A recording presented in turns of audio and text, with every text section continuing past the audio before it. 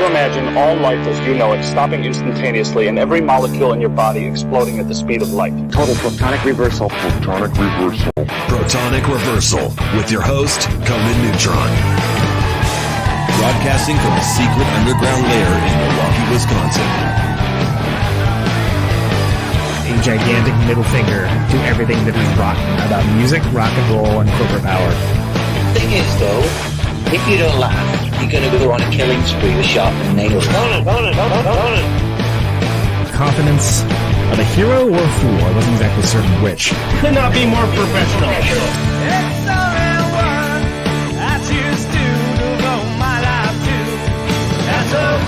It means something. It means something.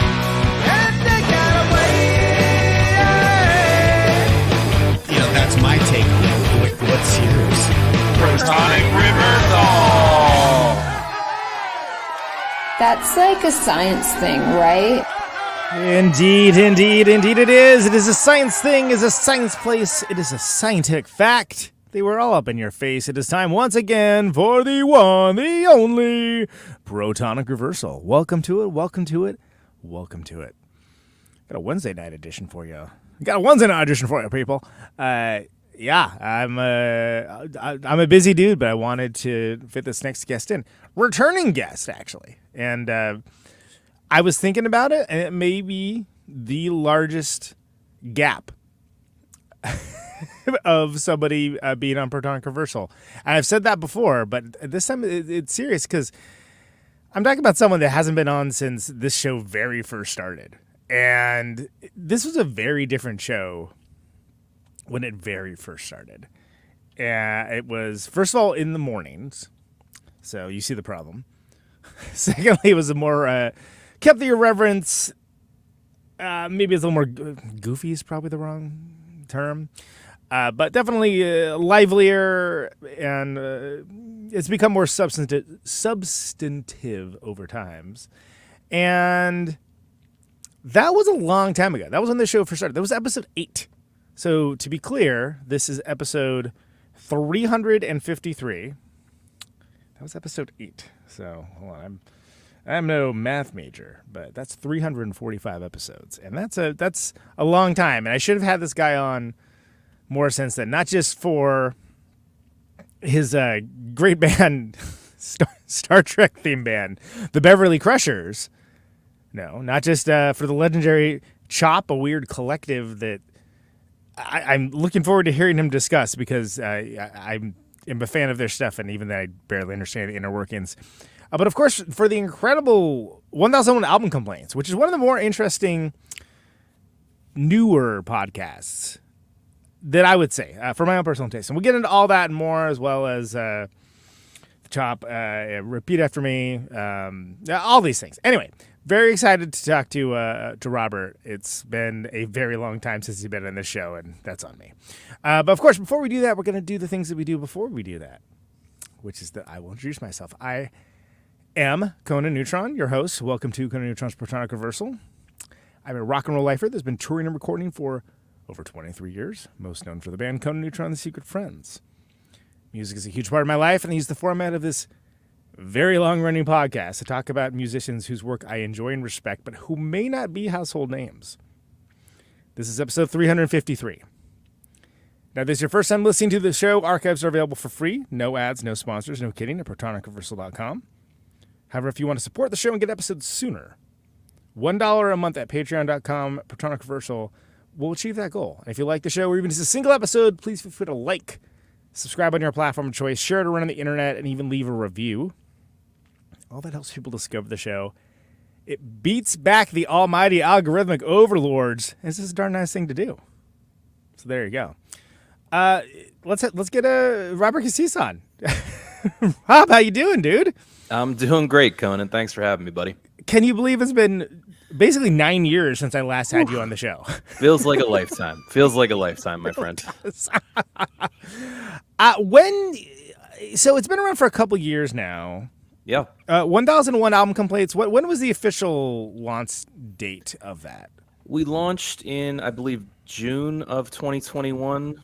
Right. I remembered it was pandemic, but like time is sort of nebulous around that time period for Time is a flat circle, indeed. Yeah, it was a pandemic project. We were missing seeing each other in person, and we decided that we wanted to keep the musician bar conversations about records going. Right. And so we came up with this premise of going through Robert Dimery's 1001 Albums You Must Hear Before You Die book. It's a book written by a music critic, and it's been updated a few times over the years, purporting that these are the records you must hear. And so we get together, we listen to the record a bunch of times on a nice set of headphones. We talk through the background as much as we can, research about the story of the band, kind of where they were at in their career, how the record was made. And then we nitpick. That's where the complaints part comes in. Right. We're huge fans of music. We make music ourselves. It's all musicians breaking down these classic albums. I think my thinking was that this is a real kind of conversation that I've always had with my friends, even of the material that we love. But there's no sacred cows. I think you just need to laugh about how some of the choices that get made on even the classic recordings. Yeah, so one of the things that you hit on is that it's like the conversation amongst bandmates in a bar or just longtime friends. All of you guys have such an easy rapport. There's clearly a lot of affinity to each other and Yes, sir. knowledge of each other's predilections and peccadillos, right? And Sure. that's in the way that can only happen when you know someone for a very long time. So therefore, you have a baked-in kind of coziness, a comfort to whatever it is you're doing, whatever it is you're covering, which is fascinating to me because first, and for those that don't know, and there's a few of these, there's the 1001 movies you must see before you die. There's like, I think somebody made one for food, probably. Sure. But yeah, the idea behind it, if people are not familiar, because people, again, this is a heady concept if you don't know, is that like these are records that maybe they wouldn't be your favorite records in the world, but you should at least listen to them. You should at least like check it out, and it's important to music, even if it's not your number one record of all time. Well, Conan, this is actually my first complaint about the book, is that there isn't really a super clear premise stated other than the title itself. Which is a great title. That's a great title. It's a great title, and they built a brand off of it. I think, I'm not 100% sure, but I believe the albums one was the first of this 1001 category, and it has since spawned a cottage industry of 1001 blank. However, yeah, so I think this is one of the things we take issue with, because we ultimately break down these records, and then at the end of the show, we vote on whether or not we feel you actually needed to hear this record before you slipped this mortal coil. And it is, it's not always the case, let's say. So I'm not 100% sure what the premise is all the time. It wasn't clearly stated in my copy of the book. And if I'm being honest, as much as I love music, I'm not sure there are 1001 albums you absolutely must hear before you die. You think you could probably knock off an easy 100 off that? Easily. And of course, add back plenty. There are plenty of egregious oversights. And I think the biggest one that we talk about a lot on the show is the author or the compiler, the music critic Robert Dimery, who compiled it, is British. So it's definitely weighted towards British tastes. Right. And as we all know, the UK just has a bit of a different music scene and different history there. So we notice that some American bands are overlooked, things like that. But like Fun-Loving Criminals is like, what? Why is that on there? Like that for sure. And I worked at a record store when that came out too, by the way. I had the unique pleasure. And it being like, whatever, minor college-y hit here, like to the point that people would come in looking for like stuff that I thought was whack as hell all the time. Oh yeah, and we listened to it. You're referencing it because we did an episode on it. This is the band that recorded the Scooby Snacks kind of a one-hit wonder in the United States, like you mentioned, and which was hilarious because again, I knew this record when it came out because it was on Playstock. Because I worked at the fourth coolest record store in the Bay Area, which is Tower Records, out of 4. So there's only you couldn't play anything you wanted, but which actually led me to play records that maybe I wouldn't. I'm like, all right, let's see what this is all about, right? And I distinctly remember, first of all, that as you mentioned in that show, not spoiler alert, it's like, oh no, yeah, that main song's pretty good, but then there's some stuff where it's like, what the hell is happening here? Like, what is this all like? I don't understand. But it was big in the UK, Correct. huge. Correct. We even had a listener write in recently referring to that episode and saying how basically they agreed with us. We weren't the kindest to it. Although I want to be clear, we don't just sit around and trash these records. There was actually plenty to like on there. There's care put into the production, things like that. But again, does it meet the muster of things you absolutely must hear? I personally do not think so. But this guy from the UK, this listener, wrote in recently and was saying how the lead singer of that band is to this day going around on British talk shows and is being treated like music royalty. And he's like, I just don't get it every time I see this guy. Which is astounding, yeah, especially because it's nicest. I feel like you guys are very even-handed with it because again, first of all you acknowledge it's a personal opinion, right? Like you kind of the beginning and the end of the show, you always mention like, look, this is our opinion. If you disagree, but I feel like that's first of all the arbitrary 1001. It's a cool sounding number. I don't know, whatever. Mm-hmm. And of course, the second you make a list, someone's going to be upset that A, something is on it, B, something is not on it immediately. Yeah. Totally. That's baked into the concept. Of course. The whole thing is subjective, right? And that's what makes it fun. And like you said, it's all really, really old friends. We've all played in bands together. We grew up together in Delaware, in Wilmington, Delaware. So we've all been known each other for 25 years plus and have been having these types of conversations in various bars and vans around the country. And yeah, we try to stress the fact that we are fans first and foremost, and that we came into it trying to learn more. So I do think that it's an interesting exercise to listen closely. Listen, anyone who even made that list, regardless of what you think about the quality of the list, if you made the list, you have accomplished significantly more musically than I have, hands down. Yeah, likewise. And you deserve respect automatically, and I'm happy to give it to you.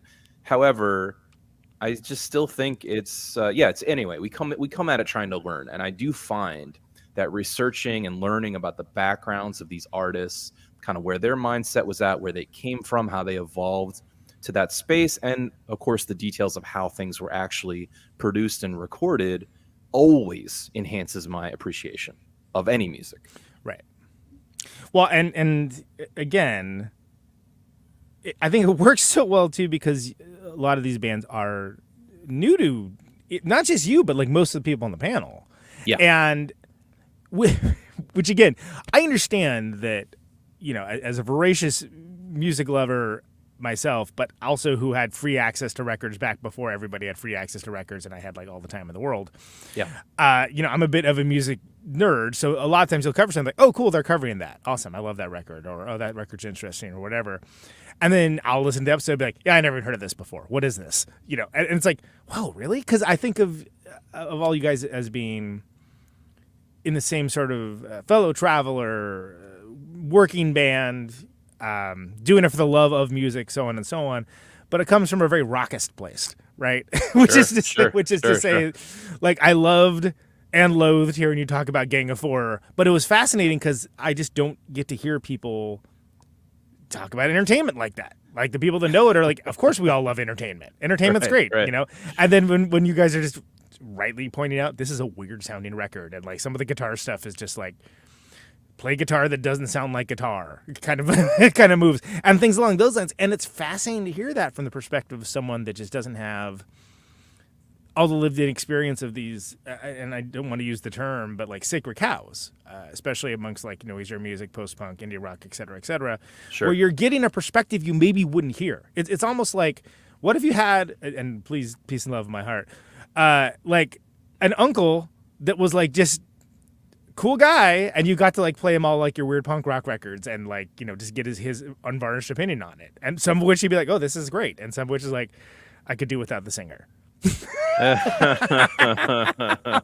Yeah, meaning fair. It's coming from an informed place, but a specifically informed place that is much more straightforward than most shows of this kind. And I think that's your strength as a show, personally. Well, thank you for saying that. Yeah, that's very nice of you to say. And we try to take an even hand. And like I said, we are coming from the perspective of music lovers, but you're right. Our background is primarily classic rock, so-called dad rock, that we effectively our parents' music, which was more Beatles through Pink Floyd. And the stuff you're talking about is in almost directly a refutation of a lot of that material, right? Yeah, when you're doing the Susie and the Banshees record, and it's like, oh wow, I can't wait to see what they have to say about this. Knowing that I share your love for like Thin Lizzy and Cheap Trick, and Totally. and I love all that stuff, but I also love all these crazy things, and it's like, okay. Well, let's talk about another thing. I mean, there's several aspects to it being challenging to get the context. Mm-hmm. One thing I will say though is if we have you yelling at your speakers, we've done our job. Do you know what I mean? I think it's more interesting inherently to take a hard opinion. It from being a content producer. That's one aspect. Two is there's a limited amount of time. We have a week to prepare and an hour to share approximately.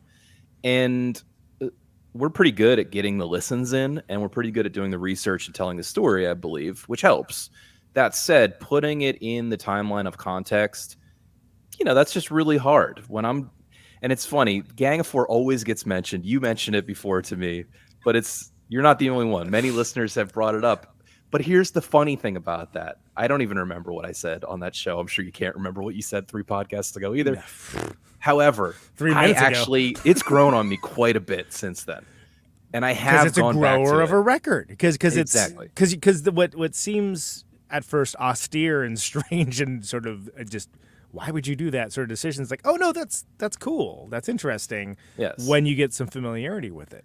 But getting that initial take of that, what? Why is that? And to be fair, objectively weird sounding record. I even said that when I had Hugo on the show. And it's like I don't understand why the decisions to record this the way it was. Of course, but I appreciate weird, and I think the tape will reflect that even in that first week, we complimented many of the rhythmic ideas and just the strangest, and ultimately did, I believe, unanimously say you must listen to it. Even you got though to hear the journey journey. Out of our wheelhouse. Yeah, yeah. exactly. You got to hear the journey of sort of like guys. I don't know what is this record. But I would just say personally, it actually has grown on me quite a bit. So that's just the nature of music. It does take time sometimes to sink in, and it is funny because sometimes I'll spend the entire week researching and listening to a record, learning about the band, and thinking like, man, I really now have generally when you're the person doing the research, you have more sympathy for the band, which I think is a good thing. Yeah. But then I'll even go through that entire process. Then I'll come out of the conversation that we recorded for the podcast. And then that following week, I'll be like, I have to move on to the next thing, of course, but I'll still be wanting to go back to that. Like, no, now I even have more appreciation. I want to listen to it again. Right. Yeah. Because you find something to it that you maybe didn't get at first glance, and that you're like want to kind of dig in more a little bit because Absolutely. Again, you're coming at it from a position of being a fan. So there's gonna even be things like I've appreciated. Okay, so I think music podcasts tend to fall into 2 categories. One is which this person is a super fan of the thing that they're a fan of, and they're going to talk about it at depth in the way that only nerds can. That's my show, by the way. And then there's the thing you like sucks. This is terrible for some reason, just like piss take industrial complex, which I personally I find, obviously I'm a huge fan of, by the way, I'm characterizing that, which is they're there to like get the clicks, get the hate clicks and hate on things, but your show isn't either of those things really. It comes, the love is for music in general, but it's almost like you're being this jury. It's like 12 angry men, but you're not that angry. Right. And still representative of America. Right. That movie. Just like the Supreme Court, yeah. If you haven't, listen out there, if you haven't seen 12 Angry Men, just please do yourself a favor. Watch it. One of my favorite, a favorite of all time. So great. To be real, yeah. Well, I have to say, you would never think too, just dudes in a room talking would ever be that compelling. You wouldn't think, and you wouldn't think it would still be super relevant today, but it years, is. Yeah. It absolutely is. Yeah, I also think I have to admit, I think the show has evolved in a really positive way, as any show would. Sure. And I think I feel I've softened up a little bit. I can feel it, and I think it's a positive thing. It's basically a process of trying harder to put yourself in someone else's shoes and mindset when they're trying to accomplish something. And whether they achieve what they set out to achieve or not, you can judge. I think you can pass judgment on that reasonably. But the spirit of putting yourself out there, making yourself vulnerable, is an important one that I always respect. Because that's where you get the things that make music worthwhile, right? If you're not taking any risks, then what's the Absolutely. Point, really? And like, so perfect example. I was gardening the other day and I listened to the, I guess it was yesterday, not the other day. I listened to the 17 Seconds episode. And like, when I saw that, I was like, oh, I got to hear what they got to say about this one. Cause I could almost kind of hear in my mind certain things. Like now that I have I've heard a lot of episodes of the show, I kind of get everyone's, I was like, this is going to be fascinating because I could see this going either way. Like, and I love that record, but I use that record as a metric for a certain type of record where it's like, okay, we're going to go this way and do this thing, and you're welcome to come along, but F you if you don't understand it kind of record. Yeah. And getting into the whys and wherefores, I'm glad you got in the Foxy Lady thing, because we were listening to it on tour, and I'm like, oh yeah, I forgot that they put this on the record. God, what did that do? Like, why did they do bizarre. that? Yeah, you're talking about it's like the bass players singing. Unbeknownst to the Cure, they were screwing around in the studio on their first record, and they put Foxy Lady, which was just the band screwing around, not at all intended for release, on the record, and they were pissed off about that, understandably. And then 17 Seconds was the follow-up where Robert Smith took control and said, I'm doing everything my way, baby. Right, because these horrifying things were done to the band in the name of, we know the best for you. This is great. This is going on. And like just cemented his entire creative worldview for an entire musical career. Yeah. Which has a little bit of a chip on the shoulder the entire time, right? And it's like, oh no, it's all because of that early fuckery. Totally. And that was a great one for me too, because the other reason we do this is to discover new music. I had never heard any Cure record front to back. Call it what you like, but it's true. And I really enjoyed the record, and we got into it on the show, as you know, if you listen. Yeah. But I was playing Defender on most of the stuff. I really enjoyed it just as a mood piece, and yeah, I don't know. I can't remember exactly what I said, but I liked it. It was positive. No, it was cool because like it's almost it's almost cheery compared to Faith, which comes after it.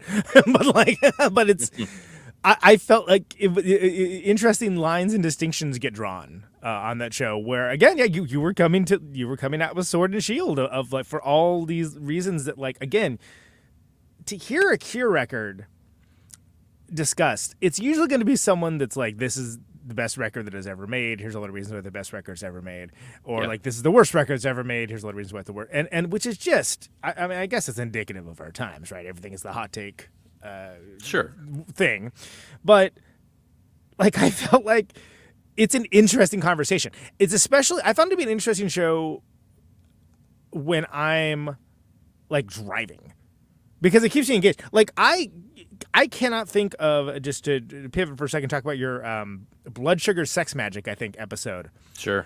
Which I had not thought about that record in a very, very long time. Lucky you. I know, yeah, and it's like, but I'll say in high school, like, yeah, I had the CD, and I was like, and even then I was like, wow, this record's way too long. And then there were a couple songs like, yeah, miss me with that, but like, as much as I definitely like got out of the Red Hot Chili Peppers, but that's like when you were talking about it, I was like, I remember all of these songs, and I haven't thought about this record in like decades. And I almost, it was interesting because like you guys were coming out from this place of like talking about it as if it's like forensic analysis, like oh, we unearthed the Red Hot Chili Peppers record from the tomb. Yeah, what is a mellow ship exactly? Right, exactly. Let's unpack that. What constitutes a sexy Mexican maid? Yeah, that was another one that was a little contentious. I do like the shows that are contentious ultimately, because that was also on the radio and on MTV when I was in high school, so I was the right age for it. Yeah, but it never spoke to me. So I came in kind of hot on that one, as I recall. But some of the other guys, especially the bass players in the room, had some different opinions, and we hashed it out. Yeah, and but it makes for an interesting back and forth, because even when there's disagreement, it's never acrimonious. Like it's always coming from the perspective of like friends in the bar, okay, like whatever.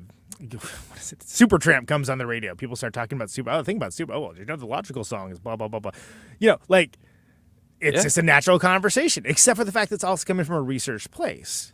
And Yep. and you generally are speaking. You have your focus list, right? You have your things you focus on. That you're like, okay, we're gonna mostly talk about like these songs, and you kind of want to, you want to get in the big swings and the connects, and maybe the big swings and the miss too, so you can talk about both of them. And Yeah. We try to pick songs that kind of cover the ground that the record covers when that's possible, which it often is. High points and low points, and we try to tell that story.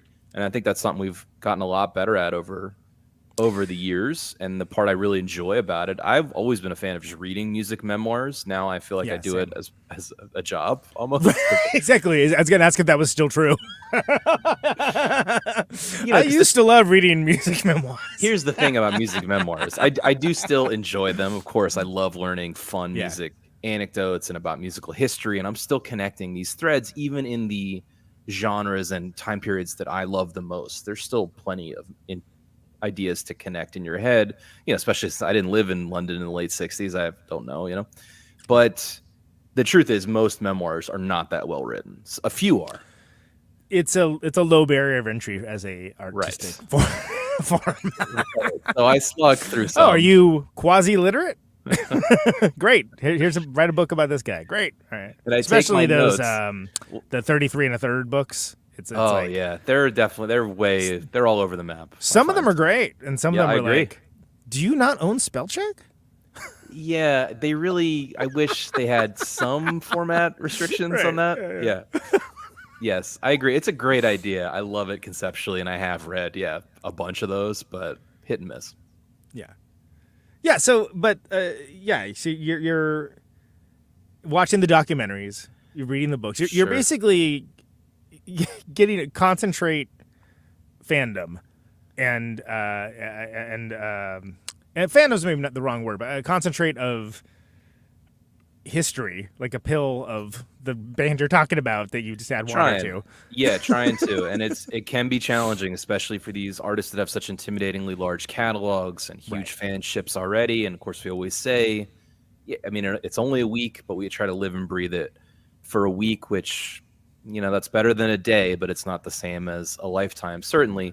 And so we love it when super fans write us and tell us what we missed or the context we might have left by the wayside, or even things we got wrong. So I always encourage that, because sincerely, we're trying to learn.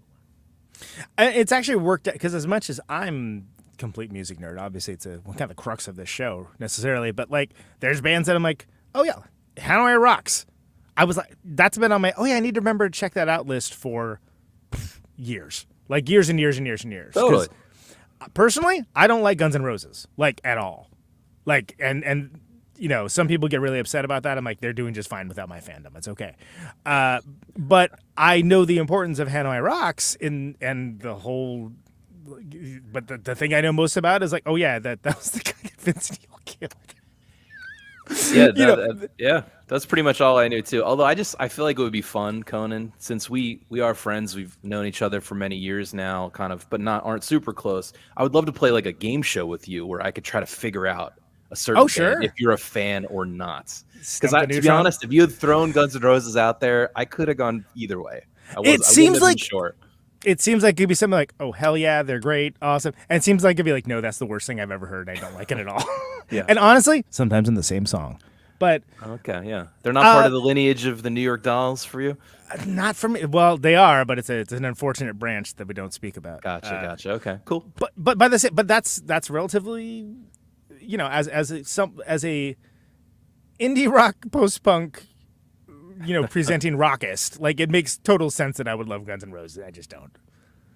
Listen, I'm not a Guns N' Roses stan either. No. They have some good material. They're great at intros. That's for darn sure. But I appreciate the lore behind it. So as a perfect example, and I considered trying to articulate my thoughts about this and sending it as a listener email, but it's a little bit too much.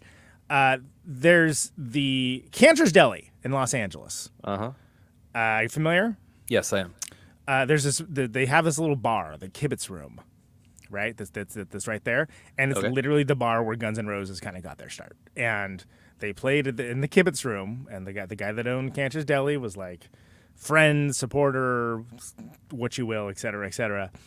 And the funny thing about that is it's basically they still have shows there, but it's kind of operates more as a Guns N' Roses museum than an active venue, which is deeply hilarious, especially when, which of course fascinated me because I'm like, we have to play a show there, and we did. Sure. And that's a whole thing in and of itself. Yeah. But the guy also wrote a book about Guns N' Roses that you can buy at the infamous Cantor's Deli checkout. So you're paying for your pastrami, and you can pick up your Guns N' Roses book. Yeah. Okay. Yeah. Of which the back cover of the book has a quote from Slash on the book that you are maybe going to buy that says, "The best book that I've ever read." Which is fantastic. And I love like little things like that. Like deeply hilarious to me. Like coming from the world of even in all the things I love, there's a little bit of Spinal Tap to all of it. Like I'm amazed someone hasn't made like a Spinal Tap for like the punk rock world. You know what I mean? Totally. But there's so many weird little like sidebars and byways and highways for that gives you context for everything. The Hanoi Rocks, again, I mentioned that like that showing up in Peacemaker as like a plot point, a bonding plot point. I was like, oh yeah, Hanoi Rocks. Like I still have yet to really listen to them. And what I liked on that show is you discovered, hey, there's songs mislabeled on Spotify. I know. I talked to a Spotify rep about it. I got a real human to respond to me. Now I don't know if they're gonna do anything, but I got a human on the other end of the line to go, I see what you mean. I'm gonna work on it. That is not the song that it says that it is, which is crazy. Because this is Hanoi Rocks. This is like they're considered one of like the a very influential band for the genre. It's weird enough, that I feel I should explain it for your listeners, right? Please, lay it on. The Hanoi Rocks episode that we did on 1001 Album Complaints was for an album called Back to Mystery City, which I think is like their third album. Right. And it took us some time to untangle this, and you'll understand why momentarily. Because if you listen to that album on Spotify, there are multiple songs that actually when you hit play on them, you are listening to songs with different titles from their first album. Because the difference is like, whoa, they record this in a different studio? Like this is really different. Right. And that ended up being the once we figured that out, which we literally only figured it out like right before we did the show. In fact, I was told live that was what was going on. And then amazing we listened moment, live to the correct tracks on YouTube. So the whole time I was getting whiplash is what we kept saying. Yeah. Because on that first record, the guy doesn't know his vocal range. He's off key. It's just weird. They definitely got better. Yeah. So I've just never, or I should say, I've never discovered that that's what's going on Spotify before. I imagine that is out there, but it's hard to discover it. And it makes you think, like, if a band that is, again, they're in the conversation for a certain type of genre of at least being mentioned extemporaneously, that there's that level of, like, was nobody, like, paying attention? Like, what? How did people miss this, There was, like, this 6-month period where everything got digitized, and if you were just acting a little lazy at the record label, bad on you. I did run across a track on Spotify that was like a bad upload one time that was just had static on the track. Wow. So, when you go deep diving, you do find some strange stuff, right? But that QC, people, come on. Gotta listen to it. I know it's a pain in the ass. I know you've heard it a million times. Doesn't matter. So I encourage you, if you're a Hanoi Rocks fan, feel free. We left the Spotify support. I went through a chatbot first, but my point is that after the chatbot leveled me up like 2 levels, and then I was emailing with someone, and they were like, wait, explain this to me. And I was like, here's what's going on, because it's kind of hard to explain too. And I had to like write it out carefully to make sure it was explainable. And they were like, okay, I get it. I'm going to work on it. So I don't know what's going to happen, but maybe a flurry of emails could change their mind. It's crazy because to me it's almost like a music nerds version of like Serial or something, where it's like, oh no, they thought they were doing something totally different at the beginning, and then it's like, oh no, this is totally different. Like there's something that the Heisenberg effect of doing a show about this has changed potentially. It's astounding. And I was just interested because again in the Peacemaker show, they had that 11th Street Kids scene, which is great. It's great fun. That's a great show. And including that one of the characters that the one that has a tattoo says 11th Street Kids and one of the other characters is like, Lith Street Kids? what does that say? That song does rock, and I was like, oh, okay, yeah, I need to remember to check that out. And then to hear that's like, oh yeah, I could have like checked that out and heard a totally different record, like context list, and be like, wow, same reaction you initially had of like, that's uneven. Yeah. There were some issues with the record, and that was one of them. That was the big one, I suppose. Yeah. But there were some other issues, probably. But, I mean, look, there's a guy in the own. band called Nasty Suicide, so it's going to be what He's it is. the rhythm guitar player, Conan. That Nasty Suicide. the mentality of a rhythm guitar player to name yourself Nasty Suicide. That's really something. I mean, look, audacious nom de rocks. I'm here for it. Don't get me wrong, but yeah, that is just a straight baffler. Again, and the other guys pretty much have normal names. I mean, they changed their Scandinavian names to read as slightly more Anglo, but right, yeah. It's Nasty like, Suicide took the exercise way too far. and everyone's just like, yeah, fine, that's good, sure. Yeah. You guys, yeah. What is it? Who's the lead? It's like a Stefan something or other. Like, but it's just a regular dude name, and then it's like and Nasty Suicide on rhythm guitar. What? Yeah, it's wild. First of all, good taste, please called. Secondly, what? Sure, he owns a car dealership in Helsinki now or something. come down to Nasty Suicide's Kia. Yeah. But anyway, but getting back on track with it. But I like that you get all the different. You get the different pieces that go along with it too. You get the whole tableau of, okay, where was this band at when they made this record? What were they thinking? Stuff before it, stuff after it, et cetera, et cetera. Like it comes at it from an informed place without being academic necessarily. Yeah. And I have nothing against that. There's the History and Rock and Roll and 500 Songs, that English dude. So I like that show. It's good. Yeah.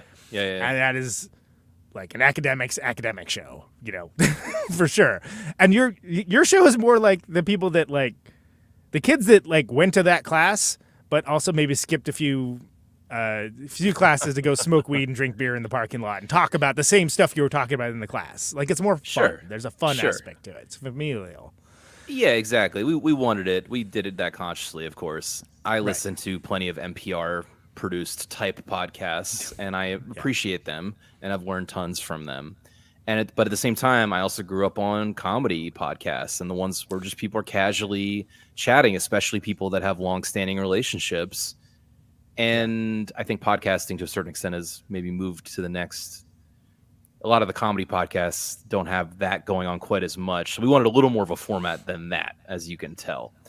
But yeah, I always enjoyed that. I enjoy listening to other people who obviously have a relationship themselves just shoot the shit. And there's certain things you're going to get into. If there's picked bass, that's gonna be a thing that comes up. Big bone of contention. Well, listen, we have one of my oldest friends and best friends and collaborators, Tom, and co-host Tom, is a bass player, and he just likes to take really ridiculous stands sometimes. So he's anti-bass picking in any context. He's got thoughts about it, which. So we just like to poke the bear. Yeah. No, it's on that one.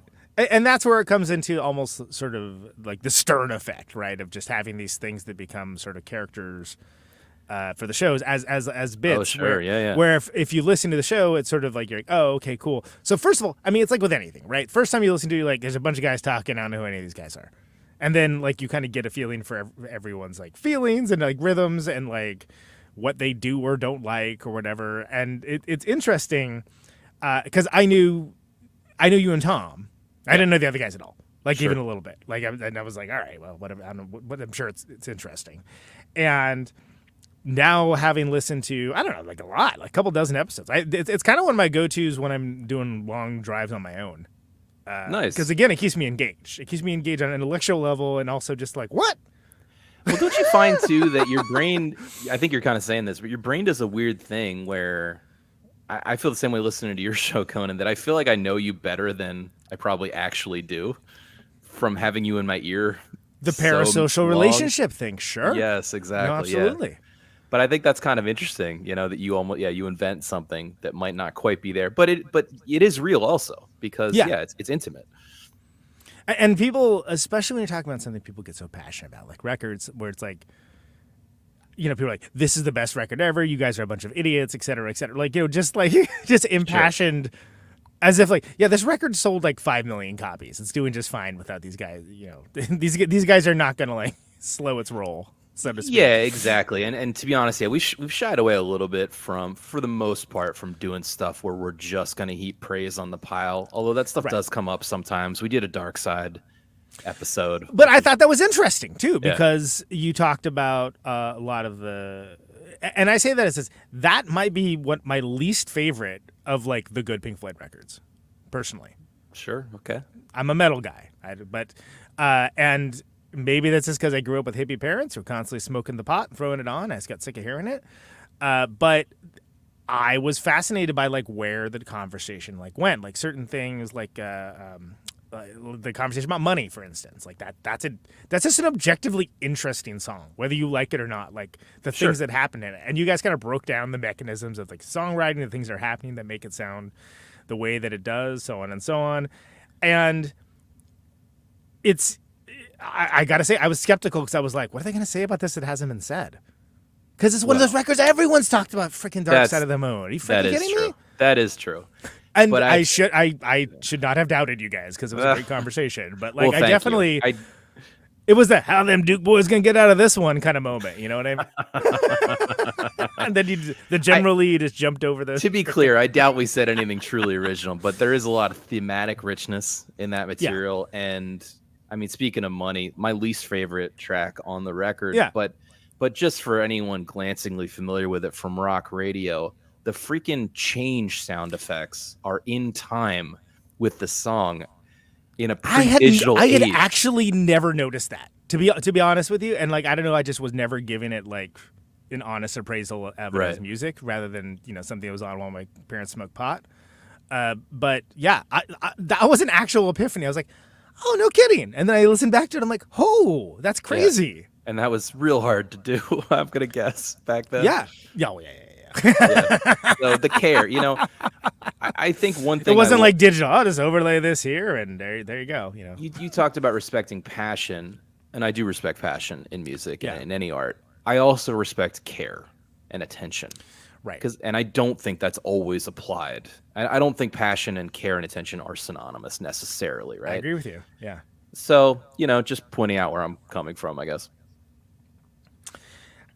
And so, and again, I've enjoyed how you do seem to respect like the big swings too, right? And you're able to give it, within context of what they were trying to accomplish versus what they actually accomplished. Sure.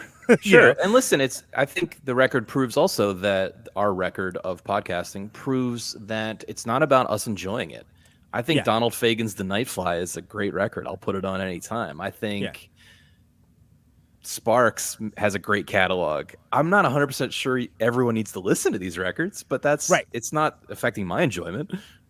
And that's what it comes back down to, right? Is this one record you really need to listen to before you die? Which, of course, is an absurd concept. But like the idea of there being the kind of discussion someone have in the bookstore, or I guess like cruising on Amazon or however people look for books now, is just something that's like, no, this is now playing out, but like with this cast of characters that are informed, but not necessarily hyper informed on the exact thing that they're talking about. And that's what makes it interesting. Yeah, for sure. And I think that it's also cool too, because there is a lot of acknowledgement of taking the big swings. And I guess this is where I mentioned Beverly Crushers, because that's a big swing. Yeah. Because I happen to come in to it with kind of like a little bit of forewarning, which is, they made a Star Trek themed, Next Generation themed band. Yes. Oh, okay. And I was like, and the first thing, because I knew your other bands, I was like, I bet I know what that sounds like, and I bet that's pretty cool. And it was hilarious. But it's also very well done. It's very well done. Thank you. And it's not nudge, nudge, winky. And when I say that once again with peace and love in my heart, that I can't stand that shit. Like, I hate that when it's too self-aware. Check it out, we're doing the thing. But it's almost like, no, there's like Sly and the Family Stone style instrumentation, like big Chicago energy on some of the stuff. Totally. But it's done seriously and with love. And then he's like, oh, is this, the This is the one about the alien race that talks in metaphor, right? Okay, that's Yeah. right. Heck It's yeah. if you know, and then which is that's the one is I think the theme song of the show, if I remember correctly. Yeah, that's the bumper music at the front. It's called "When the Walls Fell." And Yeah. I wrote it entirely in the Temerian language, which was on one episode of Star Trek where Picard gets trapped on a planet with an alien, and they only speak in metaphors. Yeah. And they have to, and he has to find a way to communicate with him, and it's a great episode. I actually just rewatched that entire series recently, and I was struck. But that was one of the ones I was like, wow, this is actually better than I remember it. I remember it being pretty good.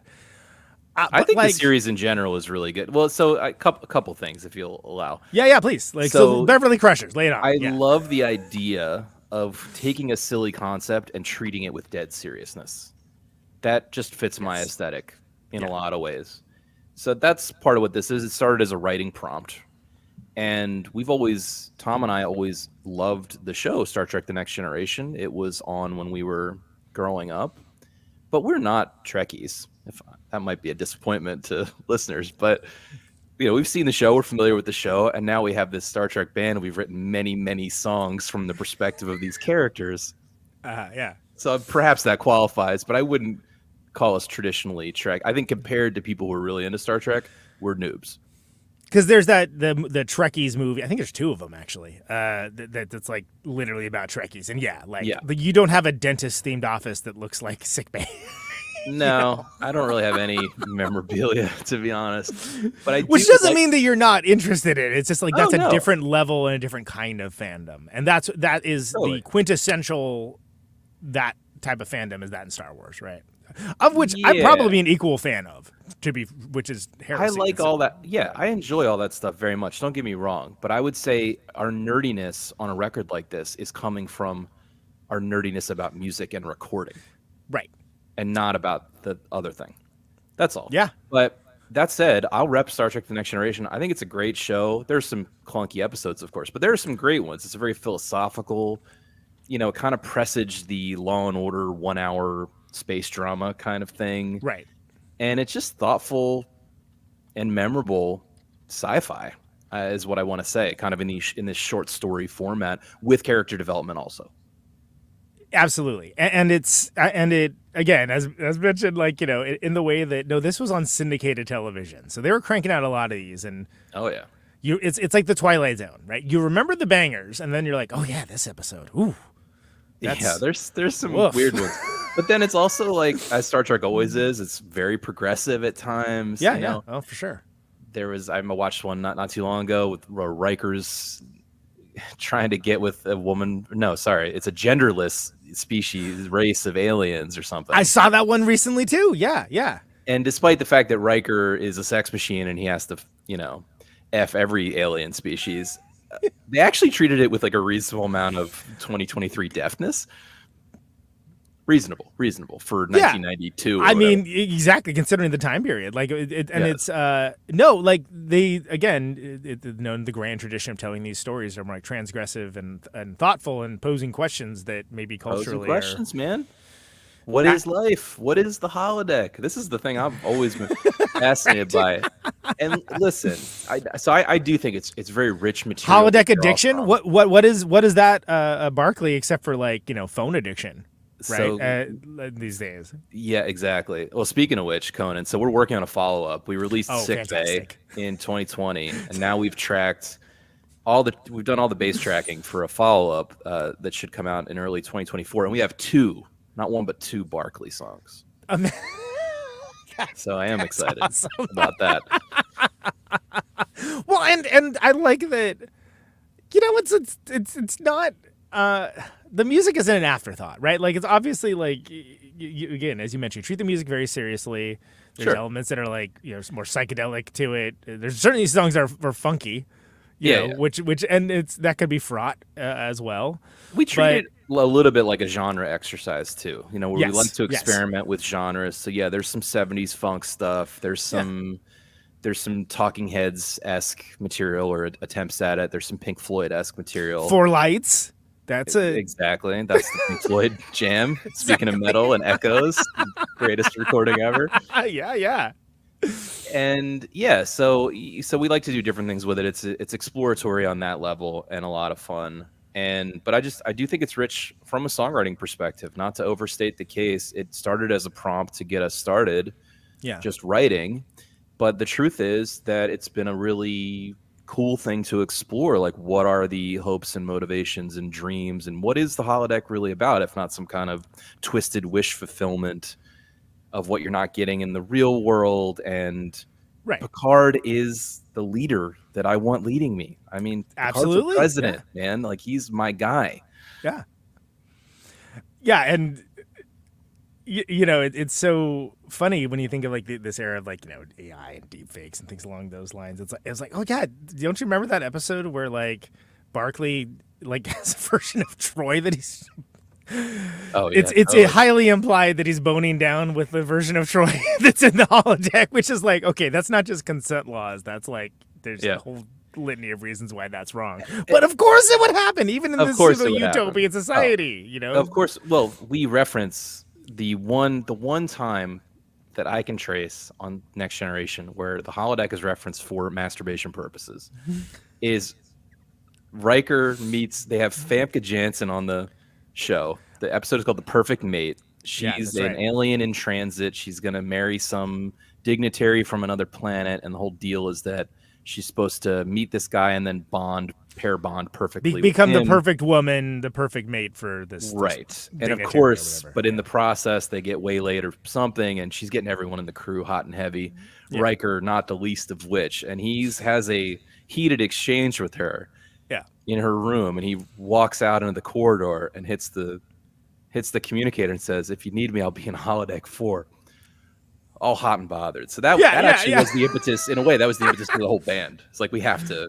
That's a writing prompt. That's astounding, right? And it's not even futurist. It's present tense.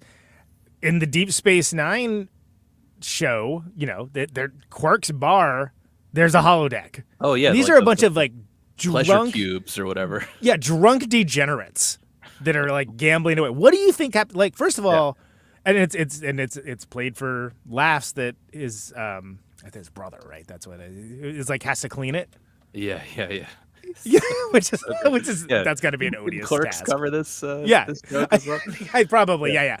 But like it's like and it's never outright stated. But it's like, oh yeah, like that's got to be horrific to, you know.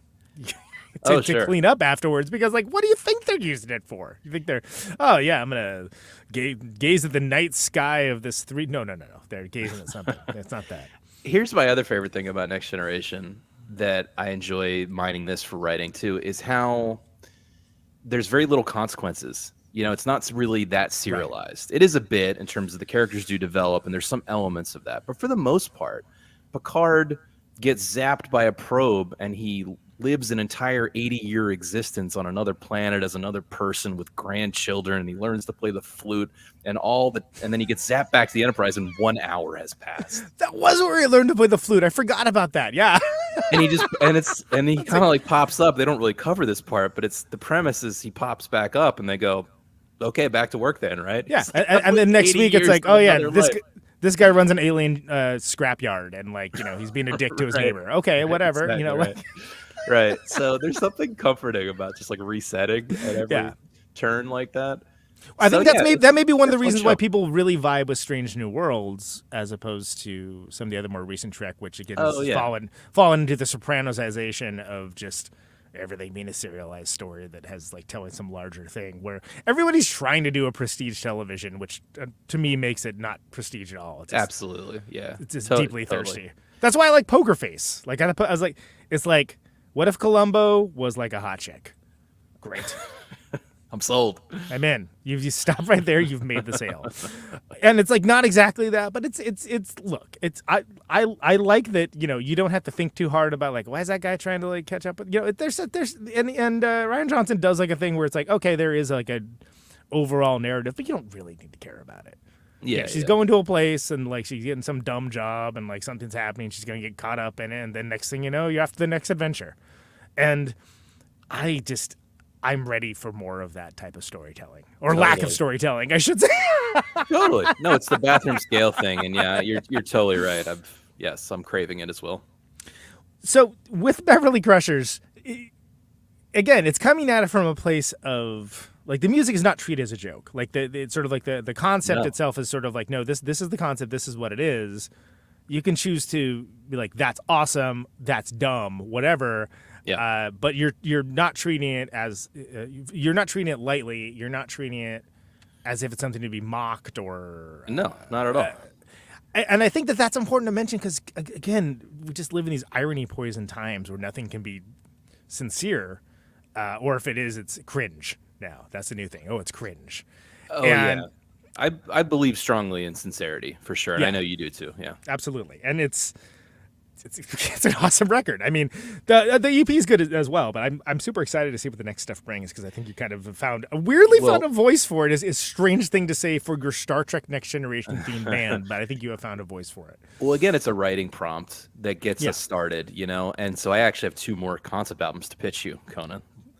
Lay it on me. All right. So the most recent release is a heavy metal concept album about Arby's called Ghost Beef. That's right. Yes, that's right. Fantastic. And yes. So that's approved. So let me explain myself just a little bit more. No, let's just leave it there, actually. We've long had a loving relationship with Arby's, the fast food franchise. Sure. It was the constant tour stop in our 20s, and we 20 still is, as far as I'm concerned. Not often, though. Not often. We just make a lot of jokes about Arby's. We have a whole subgenre of our friend humor that's Arby's based. We've actually talked about doing an Arby's sketch show before. But in any case, we decided that heavy metal was the only thing that would serve this concept because fast food is inherently brutal. It's brutal to the consumers. It's brutal to the animals. It's brutal to the employees. To the digestive tract? Yeah. The digestive tract, to the environment, right? Yeah, exactly. So this was a little more of a genre exercise made also with love and care. Yeah. And released in, a little less than a year ago, we released it. Yep. And we're going to start playing shows soon. We had to take a little hiatus for some band members, having families, stuff like that. Silly. Yeah. But you're slowing down our Arby's theme metal band. What are you doing, buddy? Yeah. Well, so the idea now behind the Chop, that was, as you know, Conan, that was our, I'm tempted to say childhood band, but it was our band in our 20s that we cared a lot about. We did the Weekend Warrior thing a bunch. We released a record. All these old friends, right, that are now doing 1001 album complaints, right? Same group of guys. And so we've decided to revive that brand as both a record label and a musical collective. You alluded to it at the top. I did. And just a way to make one-off concept albums and have fun with it. So Ghost Beef is the next iteration. We're actually working on the next iteration now. Fantastic. And I believe I may have called it deeply inscrutable at one point. But like, I mean, I say that as someone who feels that most of the mystery of discovery is lost in this instant information day and age. So I don't necessarily mean that as an insult. I mean, the Residents I adore, and like they made an entire musical career plus of just not even letting people know who they are, and so I think that's fascinating. Yeah, and of course I admire what you do, Conan. Like, you're actually out there, you're touring, you're repping a single band, you're making multiple records. I think that's great. The reality is I don't feel like I have the capacity for that at this moment. Yeah. What I do like is writing songs, making music, putting a lot of care into the productions, and trying to figure out how to get weird music out into the world. So in the post-heavy metal Arby's world, we have now tracked which is the world that we all live in, yes. Yeah. we have tracked the next writing prompt was Ghostbusters Soul, which relates directly to you and your show here. Protonic Reversal, yeah, absolutely. It is a Ghostbusters reference, as I'm often. Yeah, so I thought you would appreciate it. I heard absolutely. I heard Harold Ramis at the top of the show, like everyone else. Yep. Yeah, so we're really excited about that. But again, it was a fun way to explore a genre because it's a little more Blue-Eyed Soul 60s, a little more piano and vocal driven pop music. Okay. But a lot of fun talking about the themes that are and are not covered by the film. Like, is it just Ghostbusters proper, or are you including canonically any? We're just doing Ghostbusters 1 right now. I think who knows? That's a good move. There's some great ideas in Ghostbusters 2, but it arguably is not necessary. Indeed. And Ghostbusters 1 is so rich already, let's be honest. Yeah, it's an all-timer So for me. we've Obviously. tentatively titled the project "Stay Puffed." We'll see where it goes. Okay, But all right. but yeah, think like a lot of 3-part harmony and Sure. Like Bee Gees, pre-disco Bee Gees kind of. yeah, I'd like to think it's a little cooler than that, but yeah, somewhere in that vein. Hey, man, those early Bee Gees records are not that bad, man. I mean, like, I started a joke. That's amazing. So anyway, whatever. But So yeah, so we're stoked about that. But yeah, stuff like song titles like "The Tools and the Talent," and we have a song calling out Walter Peck, and then we have a response song from him where he announces that he does in fact have a dick. fantastic. You know, stuff like that. So that's going to be Yeah. coming in 2024 as well. And we're stoked about that. So the chop, yeah, and I mentioned the collective piece of it because I think it's sort of there are these things that in this day and age, I think if you're trying to be like, oh, we're the thing and this is the thing that we do, nobody's gonna pay attention. No one's gonna care. Sure. But if you have like the thing that like check this crazy thing out, click on the thing, and then like, oh, that was cool. What was that? And then let people find it on its own. It's there.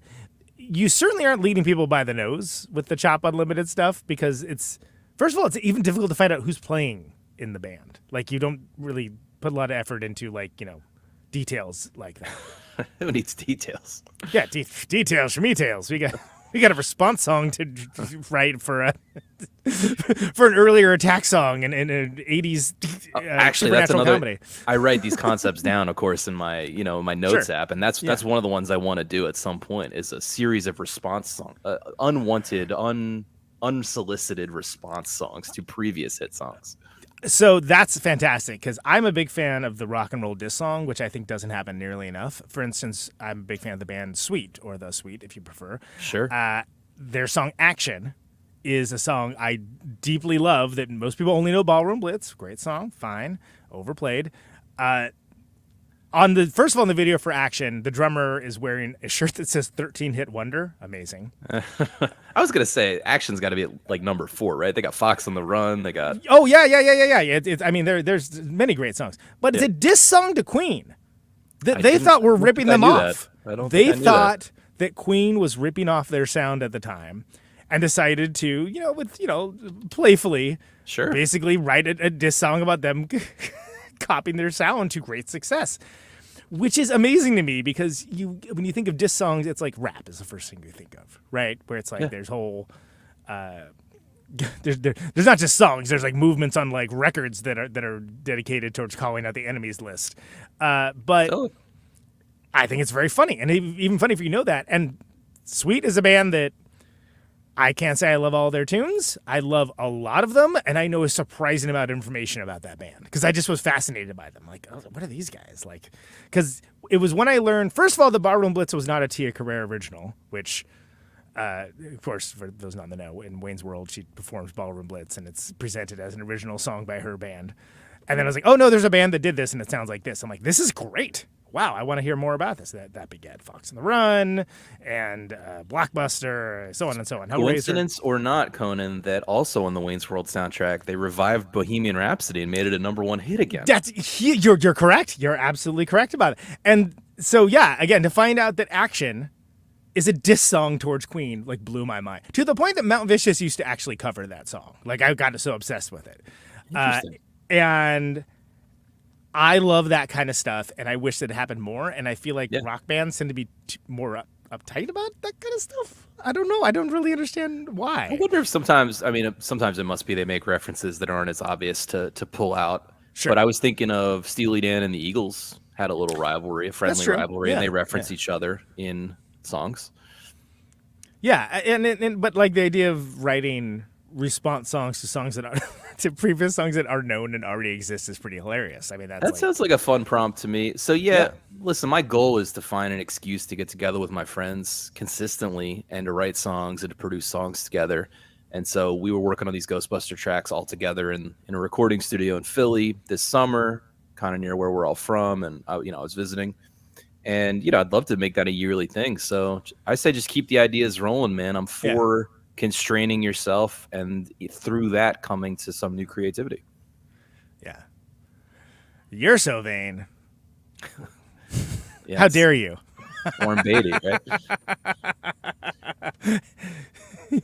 You say I'm vain, you're the vain one. That's gonna be the song. Yeah. It would have to be like that level of like acrimonious argument style. But I think it's interesting that all of these fellows that you have this long-standing relationship with musically, and are all in like sort of different places in their lives, and different places location-wise as well. Yeah. You're able to kind of keep that going and in this like house of fun kind of way, right? Instead of being like, oh yeah, we're those guys that had this band a long time ago, and we, well, the thing when was we used to do that. Yeah. No, it's of course it's hard to stay close over the years, but the good news is, we had a friendship in place growing up first. Right. Then we started moving out to California, and we convinced each other in waves to move out to California.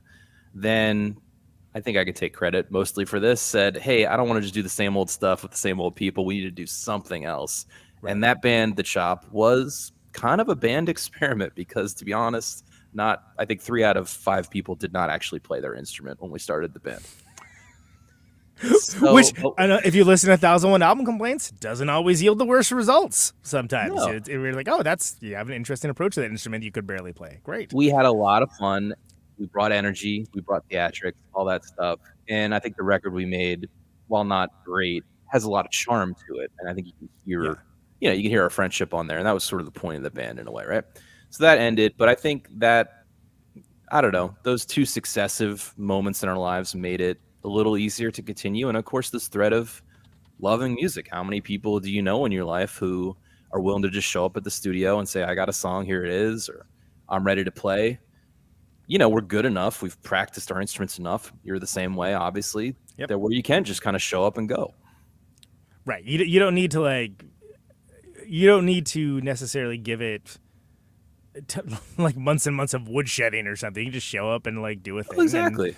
You know your voices, your comfort levels on things. Yeah. I'm sure you'll tell me it's the same for Secret Friends when you're prepping a tour or even a recording session. In our 20s, I'm going to guess you're the same as me, but I'll speak for myself. I was in the practice room, 6 hours a week kind of grinding, thing. Just grinding. And that's not, I don't want to do that anymore. So can I tell you, like, a lot of some of the most popular stuff Secret Friends have done, I be like the Wednesday before we start recording, I better pick up the guitar and like totally play these songs, because when we play them, it's usually like first, second, third take. Like it's pretty.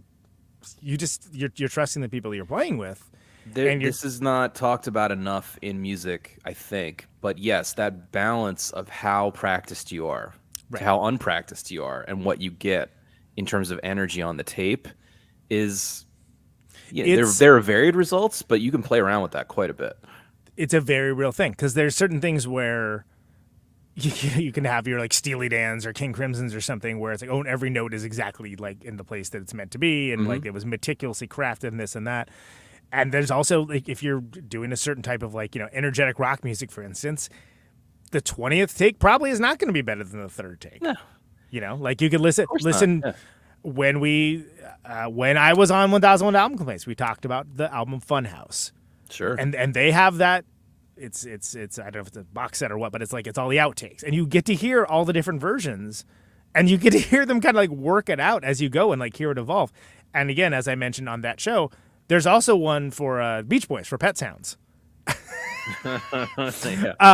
Which is about the only time that you could ever say that the Beach Boys and Stooges would be in the same sentence, because it's fascinating to be like, they were figuring this part out. Brian was like working on this, so you get kind of both approaches, and you have elements where like, that take's not nearly as good, but there was something there that was happening in the room that like is exciting, which is how you end up a record where. The main songs, the singer coughs into the mic, and they just, yep, that's good. That's also just how records used to get made, though. Like that's how jazz records got made. There were mistakes on Thelonious Monk records and Miles Davis records, and it just, I think our conception. Well, if you repeat a mistake, it's a decision, right? Is that? Oh yeah, exactly what I'm saying. Yeah, play one wrong note, it's a mistake. Play two wrong, play the wrong note twice, it's jazz. Yeah. Yes. Yeah. No, it's true, and I think. I have come to think of it now. I've been trying to find that balance for a long time. In these last sets, I applied sprint methodology. This is kind of boring, right? But from our work in tech, and just said like, hey, man, wow, it should be a band sprint. We should set out. It's a little more like an Olympic athlete. Like you're trying to peak into the session with just enough practice. We were doing like 4 practices and then the session. You know? Sure. Yeah. Because you're coming in hot. Yeah. Yeah, it's starting with a skeletal arrangement, chords and most of the melody, but having to figure out an arrangement of format and all the parts in a total of 8 hours and then laying it down. And I think that feeling that you want to be having in the studio is almost like you're playing it, it's the best you've ever played at that time because you're kind of hanging on by your fingernails. You're kind of getting better every time. You got to find this balance. You're riding a wave. Yeah. Yeah, exactly. You're riding a wave between, like, it shouldn't be too comfortable. If it's too comfortable, it's gonna, you got people thinking about their laundry while they're ripping solos, and like that's not necessarily the best sounding record. I've made those records too. I remember. You can definitely practice a song to death. Yeah, and it's and why it's sort of like we think of the traditional method, and this is how most of my bands made records, is that we would write the songs, go on tour, play the songs endlessly until they were just devoid of life, and then come back and record them, hopefully with some degree of enthusiasm that maybe you have to like dig somewhere deep within to find, so you don't make something lifeless. But like you're like, I'm ready to move on and write new songs now. I'm not saying it's a straightforward equation either. Of course, like as you play something live, you can discover things about the song that you wouldn't have gotten in that first 3 practices or whatever it might be. So it just depends, but think about it. This is the problem that every famous artist has every night, is they have to go out there and act like it's the first time they're playing the song for all the people in the crowd. Steven Tyler has to sing Dream On every night and pretend like he still likes it. Hasn't done it 4,000 times before. Yeah, exactly. No, it's and if you really love what you're doing and can engage with it and find things in it that are interesting, I don't think that that's necessarily like a artistic dissonance at all. Like, I mean, and for me these days, when I write songs, there's always, every song has at least one, if not more, things that are just interesting for me. Even if it's some deeply like esoteric small thing, like it does a change this part instead of this part, and like I think that's great. Totally. And it's something where it's like, even if I'm not feeling like playing that song necessarily, I'm like, oh, but that's gonna be fun to play that thing. And then when it does, like, yeah, that rocked. That was great. Totally. I think everyone has those. Finding the joys in like the little moments, and I've always felt that there is some utility to that. That, again, it's one thing if you're just playing Tuesday nights at the sports bar, and I think if you're in front of people, be like, the Flame, play the Flame. Like, oh, I don't want to play the Flame. Flame sucks. To be fair, I don't want Cheap Trick to play the Flame either. I'm like, don't play the Flame, man. Oh, they're gonna play it. All right. But gotta give the people what they want, Conan. There's a bunch of people that want to hear the Flame, and it's like, hey, that's why you're there ultimately, right? I'd rather hear He's a Whore or Big Eyes, but okay, that's fine. We can hear the Flame, sure. But I think that balance is important, and it's also about knowing what's important to you and what's important to the band and to the outfit and to the players involved. That, again, you're going to try to find the excitement, and maintain it as long as possible. To the point. Also, speaking of live, I am a big fan of like, okay, let's like, it's not that one's gone for forever, but we're just going to put that one in the closet for a while and come back to it when I feel like playing it again. It's your job. You're saying this, but it's your job to do that. I think there is a misunderstanding. This is a leadership lesson. Yes. I've learned and attempted to pass on to people I've mentored even at work. Is like, there's this fallacy that passion is just going to land in your lap. It's like, no, it's your job to cultivate, find the thing you like about the thing you're doing. It's not going to be all parts of it, and let that guide you. I think you're saying the same thing about music, and I totally agree. Yeah, and I think there's something to be said for when you're making something that's thrilling for yourself, then it invites people along to like the party, right? Like there's the there's the capacity for someone to also engage with something and have it get that energy. And I'm surprised when artists and bands don't do that. Like, I've seen bands that I love where I'm like, that was miserable. Like, I felt like everyone on stage was thinking about their taxes. Like, why Of course. I've been to those shows as well. It's like, oh, It's sad. I'm not saying it's the easy thing to do. I get why it must be a grind. However, I do think it's your duty to find a way, whether it involves putting songs away for a little while or reinventing them or finding the one thing you like about them, whatever it might be. It's going to require effort on your part. and there is, there's such a science to it, especially for a live act. Like I would love. I'm sure there's probably some podcast somewhere that gets into it. Like, how do you open a show? How do you close a show? What happens in the middle? What happens here? Oh, this is like the breather. This is, like all of like the metrics that go with it to like making something like exciting that is going to be wildly different from making a record and doing a live show. Totally. And I appreciate the scientific approach to it because it is a science. It's a discipline. It isn't like waiting around for a lightning bolt to strike. Like, why? It's like people, I just waiting for inspiration for a great song. Really? You have that happen to you? Not me. Because I definitely have churned out some trash where I'm like, this is amazing. This is the best thing ever written. I have created music. Fantastic. Go back and listen to it. It's like, I just wrote a ZZ Top ripoff. Okay, that's what I did. And this kind of blows. Okay. Or like, whatever. This is fine. I don't care about this at all. And I don't feel anything about it when I'm not playing it. And then the opposite has been true where it's like, yeah, this is pretty good. And then like, oh, wow, no, this is something special. Like, I just didn't realize it because I was in it. I was in the boat, in the river. Absolutely. That's what I love about you, Conan. And that's why I've always felt we were simpatico, even though, again, I know we don't know each other super duper well. But you are a fan of doing the work and doing it enthusiastically, which I think is everything. I think it matters. And I think that like begets like, and I think that there's something to be said for in a world that prioritizes results of content without celebrating the effort that goes into said content. I think it's all the more important. Like Absolutely. In music, call it the almost famous effect, right? Where everybody is just temporarily embarrassed superstars. Oh yeah, well we're when we are at Kanye level, you think that's going to happen? You're the one's going to beat the system, huh? You're going to want to walk into Las Vegas and you're the one's going to win millions, huh? All right, sure. All right, maybe you will. I don't know. Sure. But there's something to be said for just enjoying the process of doing it and making the journey itself. The journey itself is the destination in a lot of ways. Anyway, I'm just opining now, but I think it's fantastic because a lot of these same things that you're talking about with recording, especially, that reminds me of Red Light Fever. Yeah, exactly. Yeah, that was us trying to find that balance. That was the pickup band for a day concept, and we filmed it. We did one together, as you recall, of course, Conan.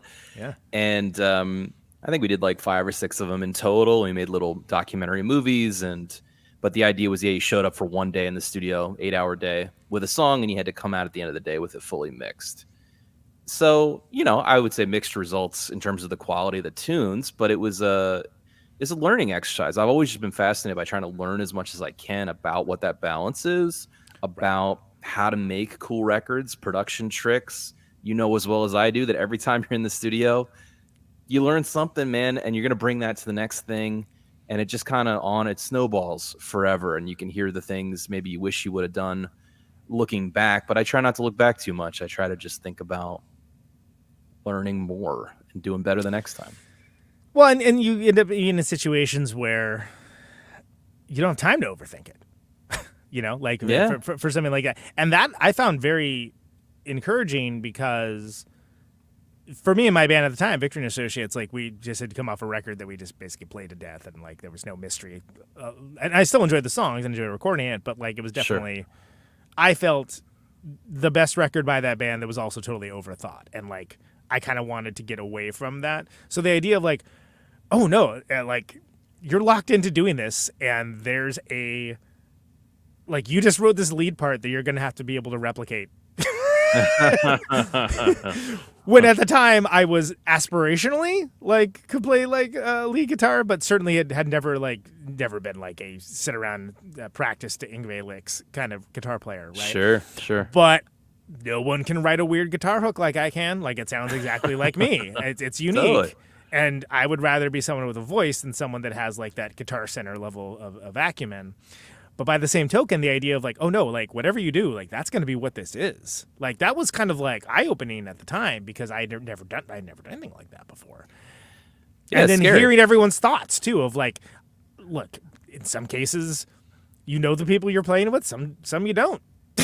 And it's just like, all right, I'm just playing with these people. I don't have like telepathy with them from playing 10 years with them. Like, this is just like, okay, I think I know what you're doing here.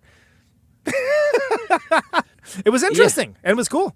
It is. It's challenging in a different way, and I think our collective goal, right, is just to keep challenging ourselves to do new stuff, learn new stuff, try new things. That's all I'm trying to do. Yeah. Through the lens of music, keep reinventing. Again, speaking for myself personally, I've had to keep reinventing kind of how I'm engaging with my love for music over the years, over the decades. Your life changes, your priorities change, understandably, like how you want to spend your time. However, the through line is the passion. And so I see that as a feature, not a bug of the whole thing, just to keep trying new stuff. And you have inventive ways that you can coach that and put it even. Look, I mean, I think last time you were on the show 100,000 years ago, that map maker record came out that had like the map and the crayons. I mean, sure, yeah, that's adorable. That's if like the Mountain Goats had done that or something, people would never stop talking about it. But like it was Repeat After Me, and it was. It's another thing, and I know you appreciate this too, Conan, that I've always loved about the concept of being in a band, especially having a stage show, is that it's such a venue for so many different kinds of creativity, not just the music itself. Right. There's this whole visual element, there's the interaction with the crowd, there's the merch, you name it, and so I always just thought it was a cool vehicle for various kinds of creativity, not just the songwriting or playing part. The enjoyment of the process itself. No, and that definitely comes across. And again, with a full-throated love of every aspect of it, because you kind of have to. Why are you doing this if you don't love it? Yeah. We got to figure out artwork for this. No, that's an opportunity. You can make something really cool out of this. We have to figure out what's in the merch table. Well, yeah, that's spending hours and hours pouring over your own records and trying to get them perfect or how you want them is not. It is fun in a sense, but it's also hard. I think you would agree. Yeah. Right? It takes a lot of time and mental energy. And I'm at that stage of making these two records I just mentioned where there's so many. It's like vocals and bells and whistles stuff. We've done arguably the hardest part, which is like writing the tunes and bass tracking everything. Yeah. And now it's just about background harmonies and glockenspiel or whatever I'm going to put on there, right? But which if we're making the Blue-Eyed Soul thing, that's all those needlessly Baroque instruments are going to become very important. Yeah, definitely got to work in a Celeste somewhere. Get a glockenspiel. Glockenspiel rocks, dude. Yeah, no, there's glockenspiel on Born to Run. I'm a fan, and I love saying the word glockenspiel too. So it's a win-win situation. It's a good one. Anyway, it is a process. So yes, I agree. You have to ultimately just enjoy the process. Yeah, and I think that's been a through line through everything. And again, it's coming at it from you're a very earnest dude. I still remember I was playing From the Mountaintop, the first Repeat After Me record. Yeah. And I remember one of the takeaways from whoever I played for was, wow, these guys really like Friday Night. I was like, well, they wrote a song about it. Yeah, of course they did. But I thought that was such a hilarious, reaction to it. But it's like, well, yeah, I do too. I mean, why not? It was another writing prompt one where I was like, I think Friday needs a song. I think Saturday's got the cover. Saturday's good. We're covered on Saturday. We did.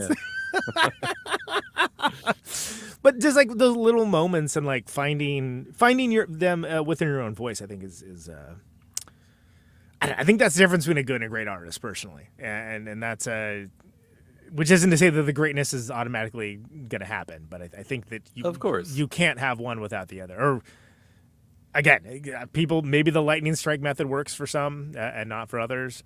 Sure.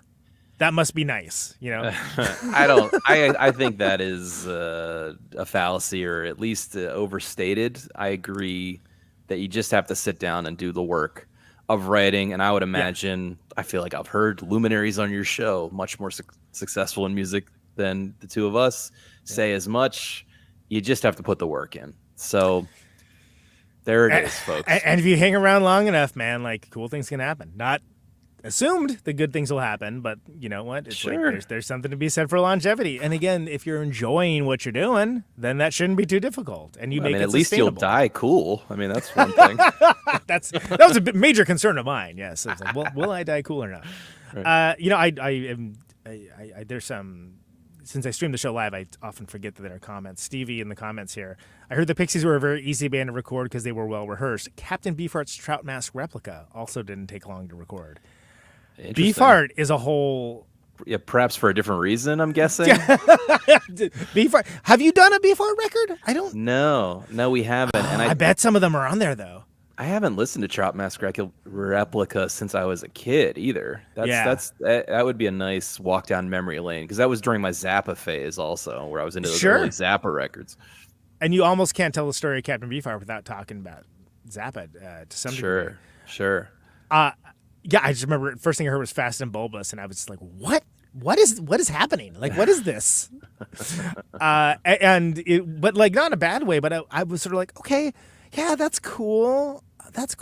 But I think that it was when I heard Safe as Milk that I'm like, oh no, I get this. This is like, you know, like electric blues, but like a little like bent and like warped. And like then at the time I already was listening to Tom Waits, so I went back. I was like, okay, so Tom Waits got a little bit of that from this era. Oh so yeah, that's a good line I hadn't thought of. I haven't really thought about Beefheart in a while. I'll have to go revisit him a little more. I just looked. Trout Mask replica and Safe as Milk both on the 1001. Well, hot damn. Sometimes Dimery gets it right.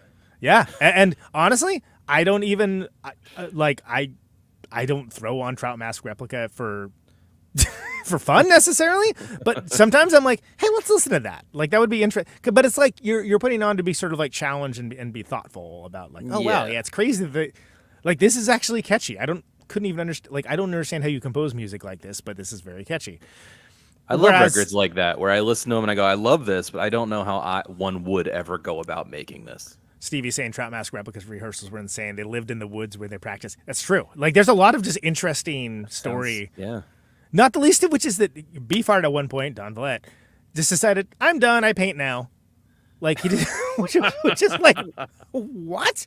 Like I mean, some of the most like challenging experimental records of all time, and you're like, no, I pivoted to painting. That's what I do now. Yeah, that's rad. Okay, yeah, fair enough. But like what's the? I mean, I think I've heard electricity in movies before, but like. Yeah, that's just like you have to be someone that like, well, it used to be you had to be someone that worked in a record store or knew someone that did. But like now it's like you have to have a certain type of music fan to even like know who Captain Beefheart is. And then that next level of like caring enough to like, oh, well, you know, this is a more of a shiny beast era of okay.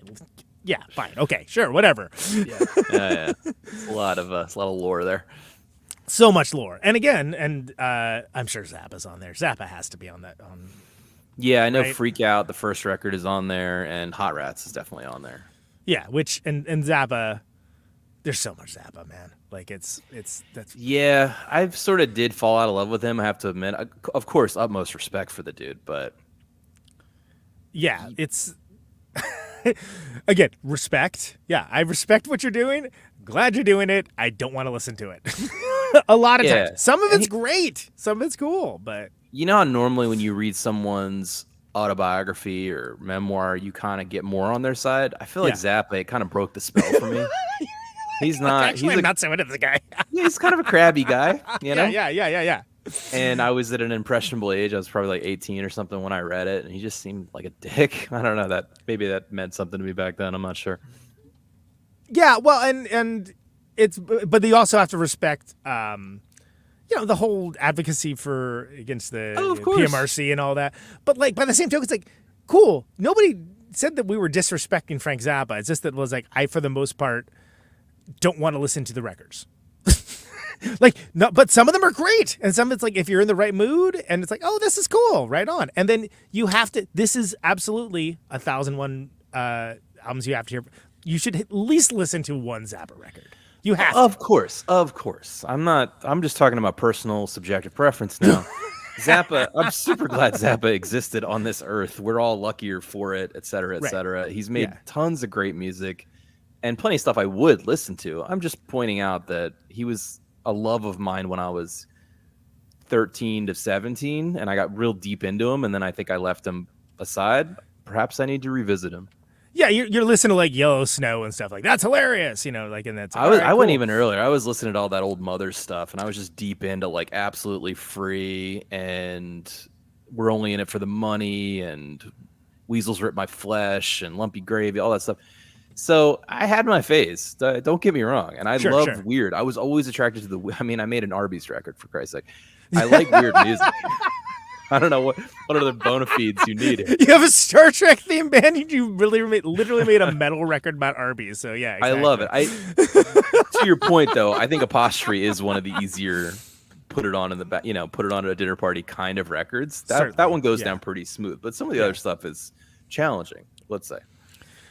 Well, and again, pivoting back to the show, I think it's occupying an interesting space that there aren't enough shows to do, because you're honestly coming at things from a position of everybody's opinionated and has the things that they love, but you're coming into it with an open mind, like sure, I will click on one of your episodes, even if I'm like, I cannot stand, not only can I not stand that band, I can't stand the idea of that band. But I will listen to this to see what these dudes say about it, because it might be interesting. And it usually I have learned that over the years, for myself personally. I really can honestly say I do feel that about a lot of the bands. Sometimes the bands come up in the random way that we do them, and I go, oh, Incubus, I don't really know. Or even The Cure. I wasn't going to say it, but that was a recent one where it was like... Yeah, but... I was like, well, I need something to listen to while I make this tikka masala. Sure, I'll throw this on. Here's my honest take, though. I want to like everything, or at least appreciate it. I want to understand it. I really do. I think that's a fair take, And as much as the DJ in Incubus took a lot of heat, and rightfully so, yes. I feel like you were very even-handed with that. Again, probably more fair than I would have. They fired the first DJ and still hired a second DJ. Amazing. Blows No, I'm the DJ from Incubus. No, the second one. No, the second DJ. The second one. We were out. Just when you thought we were out, they pulled you back in.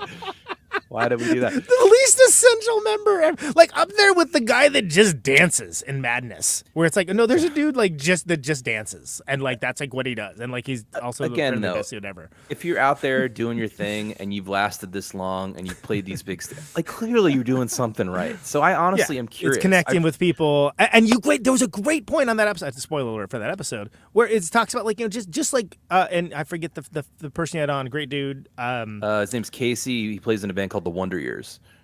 That's right. Slightly younger than some of you, and I was like, oh, that makes all the difference. I think because like stuff that you would like be like, ugh. like as like a 19-year-old, and then you hear it as a 15-year-old, and you're like, oh, this is the best thing I've ever heard. Of course, yeah. I mean, it's like, hard to shake that kind of thing, If I had heard Weezer for the first time for the green record instead of like the blue record, like I would have thought they were a completely different kind of band. I probably wouldn't have been as interested. I would totally agree. In fact, it's funny you mentioned, I just saw Weezer at the Greek Theater in Berkeley last week. How was that? This is my first time seeing them. They were actually really great. I was pretty blown away. They sounded quite youthful. I saw them played a bunch of the Pinkerton stuff, which I was not great. expecting. Yeah, that's a good. I saw them one time, and it was after they got back together the first time, and it was pre-Green Record, but Pinkerton had been around for a while, and it was crazy because at the time the vibe was like, wow, I don't know if this will ever happen again, so I better make sure that I see this. And it's sort of like, oh no, it's definitely happening again. Like this is It also reminded I did not have my finger on the pulse. I had somehow escaped seeing them like the rest of the internet. I had stopped paying attention after Pinkerton. They have so many records, Rob. How do they have so many records? Like there's one that's literally the guy from Lost, like this is Hurley, right? That's the name. Yes. It's like that's a record. Like it could be a meme of like, no, this is the latest Weezer. I couldn't tell you a song off of it. Couldn't tell you what it sounds like. I feel the same way. But here's a hot take for you, Conan. I have softened a lot over the. I used to have that same take of like, hey, they've been terrible ever since. Blah. Yeah. The reality is, a lot of those later Weezer songs, and I only glanced at them in the run up to this show. They sound pretty similar to the Blue Album. They're not that crazy different. I get it. He's got a spreadsheet. He's a little overly poppy.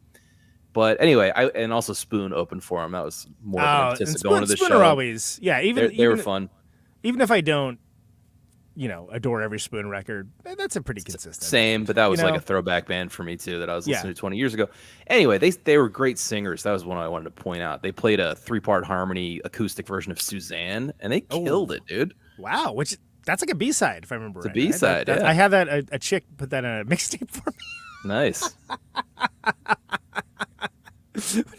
Which I was like, did you listen to the lyrics of this song? But anyway, I see your comments are trying to make sure we note that Hot Rats is an excellent record, and I totally agree.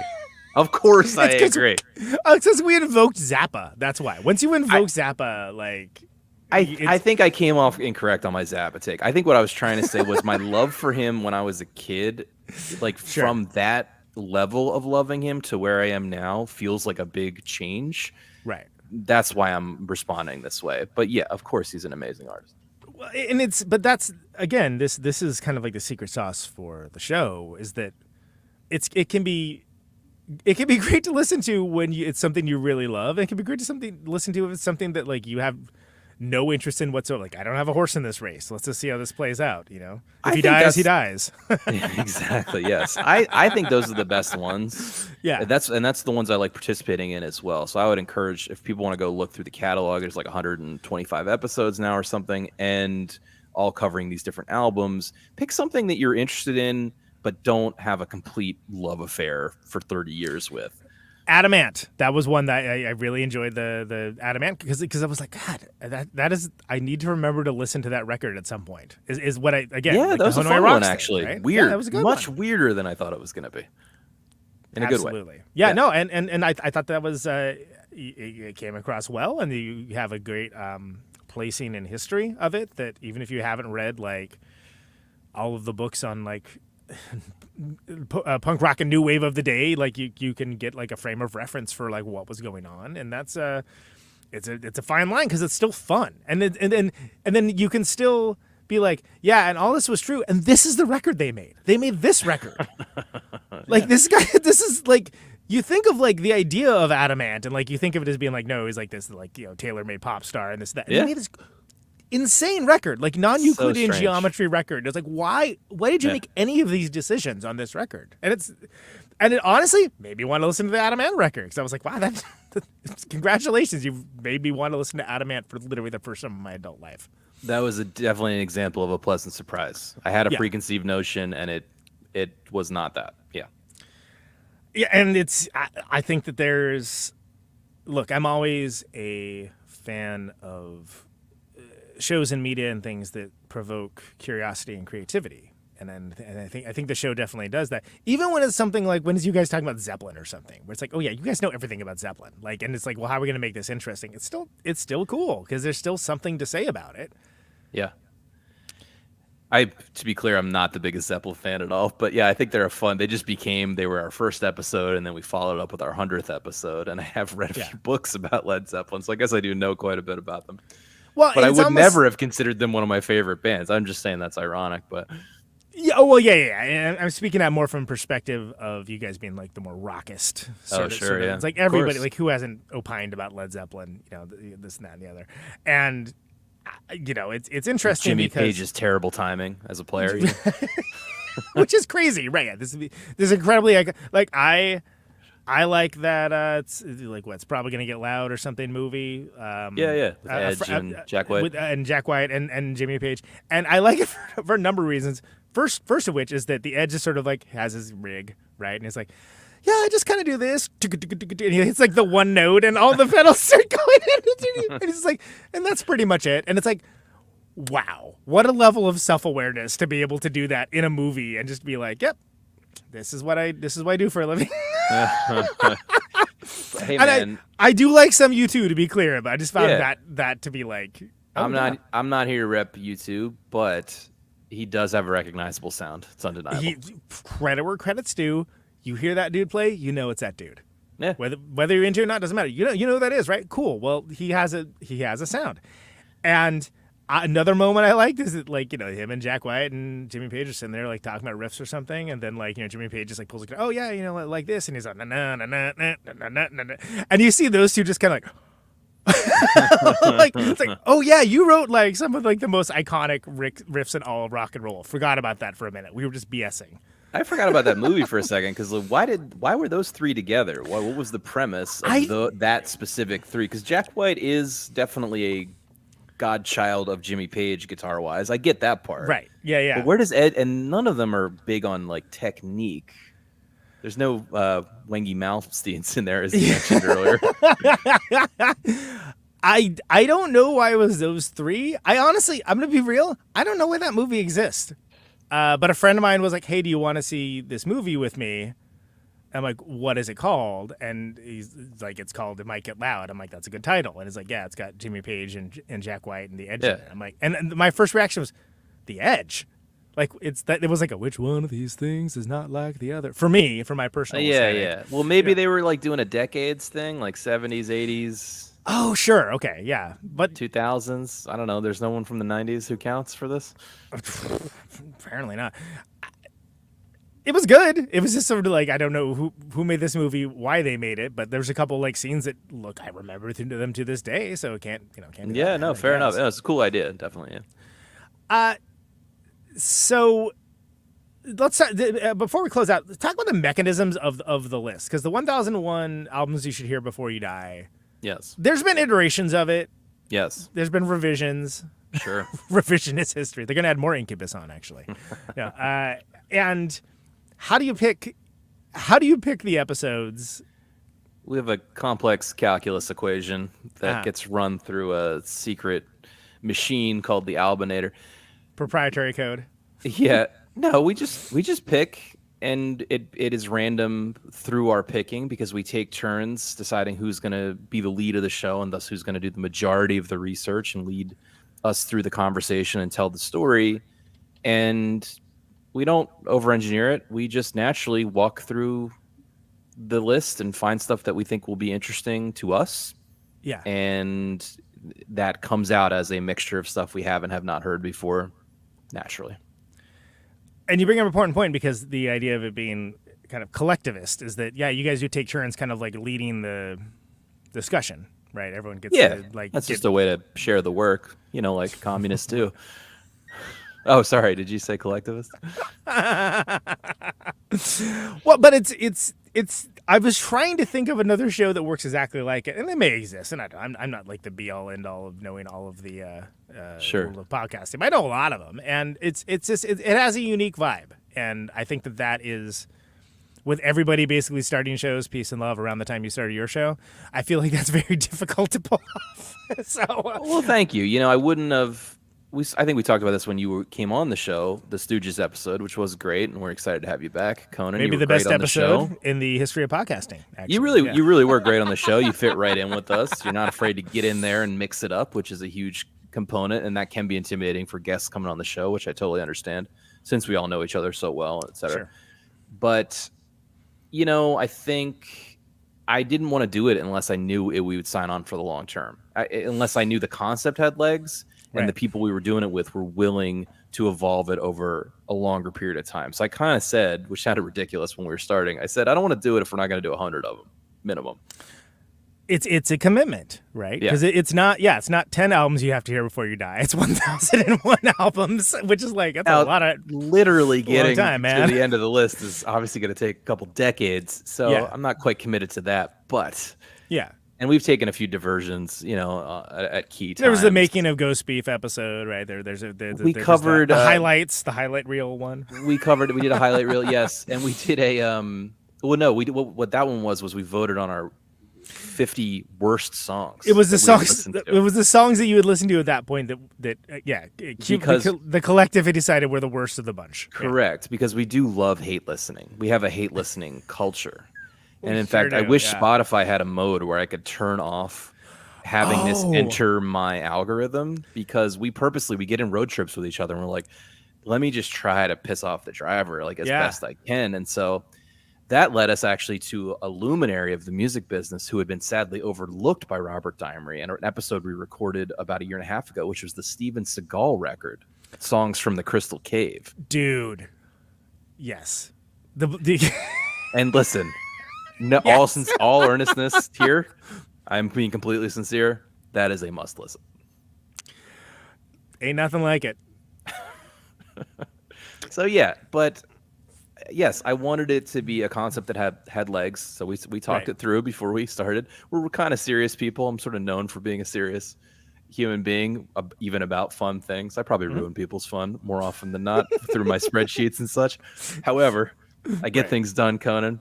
Yeah. People, my old bandmates have said it's like having a boss that gives you homework in your band. It's great.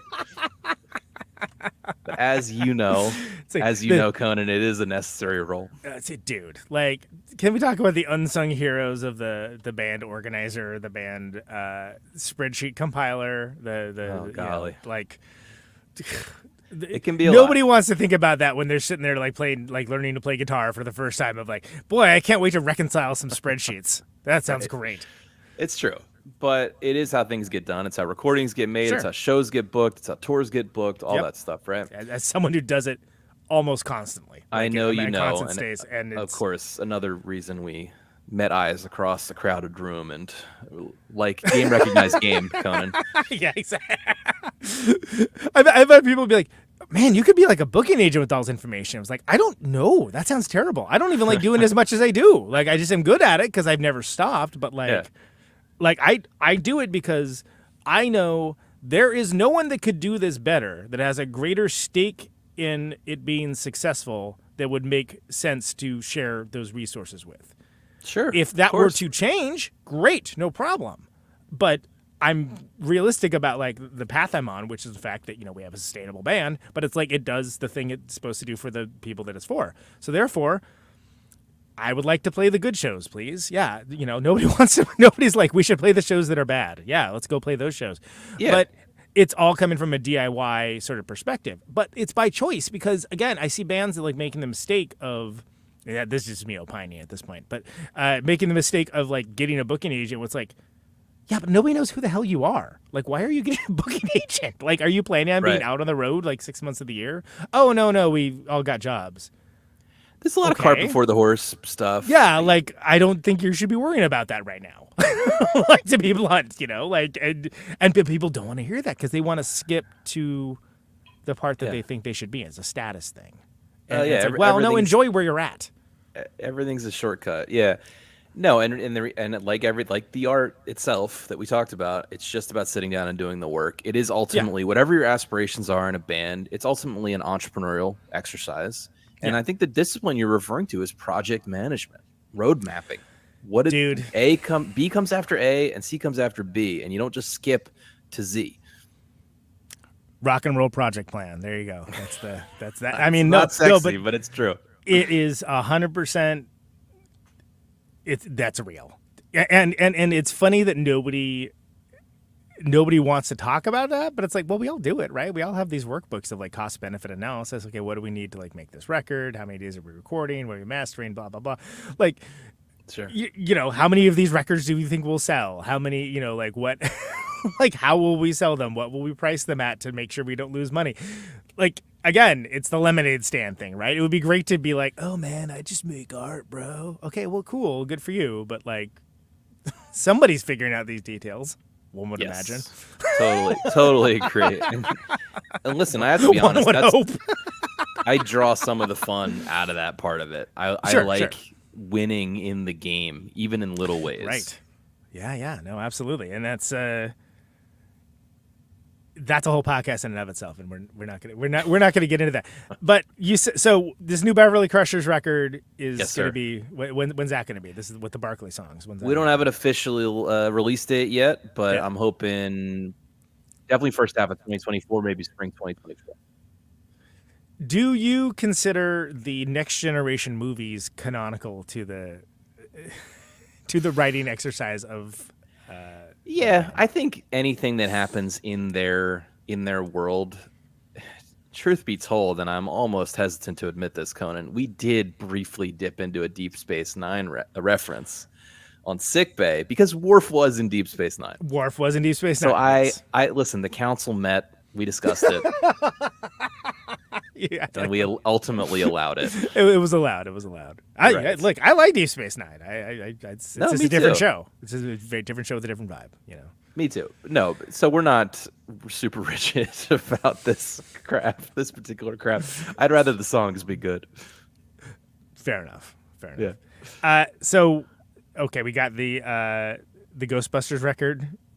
Yeah, that's going to be coming. That's going to be released right? under the Chop. So that'll be Okay. more of the Chop stuff, and then the Chop's going to be playing some shows certainly around California soon. I Sure. don't think we're going to tour as far afield as you do. Yeah. But and then I think it'll be a mix of this Ghost Beef, Arby's Metal, and just whatever else we feel like playing from the back catalog. You sound like a Zappa set. That's right.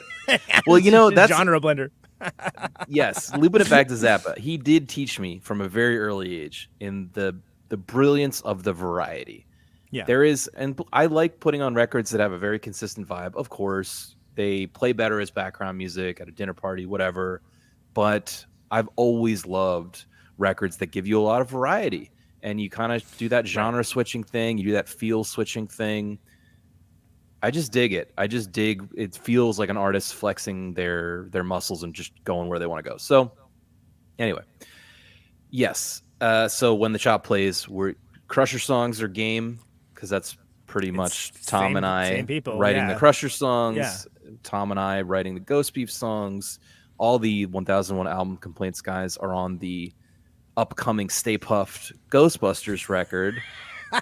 So there might be some shows for that even on the East Coast as well as West Coast. Bands. If you want to drop in like a stunt guitar lick or like a backup vocal part for that, I would be available. Oh, all right, yeah. I think I'd have threaten to. me with a good time. I mean, I named the show after the Ghostbusters reference. I think I gotta own it, right? Hell yeah, dude. Hell yeah. Great movie. Just great. It's to this still great. Yeah, still great. Yeah, great. And then so there's the Chop Unlimited, right? So that's the there's an Instagram, the Chop Unlimited. There's a Facebook. There's a YouTube channel. There's most importantly a Bandcamp, which is thechopunlimited.bandcamp.com, where you can find all these things, right? Because you can actually see a little money from it. Exactly. So we sort of have the band The Chop that's releasing these one-off concept records like Ghost Beef, and you can get the Ghost Beef vinyl at the Chop Unlimited on Bandcamp, and then we also are like a record label for all our friends' bands and these other band ideas like Beverly Crushers and a couple of the other guys from 1001 Album Complaints are in a gigging band on the East Coast called Mega, kind of more of a prog rock thing. So we're thinking about releasing a friend's synth ambient record probably in 2024. So, we got some cool stuff coming up. And then 1001 Album Complaints, wherever you get your podcasts. If you're, not watching this on YouTube, you're probably listening to it as a podcast. So one would imagine you know how to do that. Spotify, you can, I think that's like your predominant platform. That's where I see the most activity. But you can get it on the other things as well. Comes out every Monday morning. Pretty consistent. Record. Yep. Look through the back catalog. Tell us when we're wrong. Yell at us. All engagement is good engagement in this day and age. Baby. So. Anything else you'd like to add, Rob? It's been great having you back. No, I think we nailed it. It was awesome catching up with you, Conan. I appreciate you having me on, and keep doing your thing, man. Speaking as a listener, we love you and we love what you're doing. Well, thanks, brother. Appreciate it. And likewise. And I will be seeing. Oh, and I'll see you in Sacramento. Sorry, I didn't write back to your email. Potentially, yeah. I was started that sentence. I was like, he never said he was coming to that show. I don't know if I'm going to be seeing him. I thought briefly about just surprising you, but yes, my plan is to be there, buddy. Yeah. You may be the only one. We'll see. I haven't played Sacramento in like. It's like the oldest bar in Sacramento or something. Old Ironsides? Yeah. We played there in V&A. I actually like that place a lot. It's cool. It's a cool spot. Yeah, it's a good spot. Okay, I'll try to bring some friends, man. I'll do my best. Exactly. Make yourself look big. If it's a Monday in Sacramento, like what do you think's happening here? But temper your expectations. Look, I'm from the Valley. Sometimes that means something. Sometimes that doesn't. That's the best way I'll put it. Like my dad might show up. We'll see. Dare to dream. Actually, my dad has some good Zeppelin stories, but that's sort of podcast. I don't even know which valley you're referring to right Central now. Valley. Central. Oh, okay. I'm from Modesto, so like two Gotcha. cities down, major cities. Yeah. No, I know. Little I know where Modesto is. I just. Yeah. Gotcha. Rob, thanks so much, man. Appreciate you. Thanks, Conan. Take it easy, man.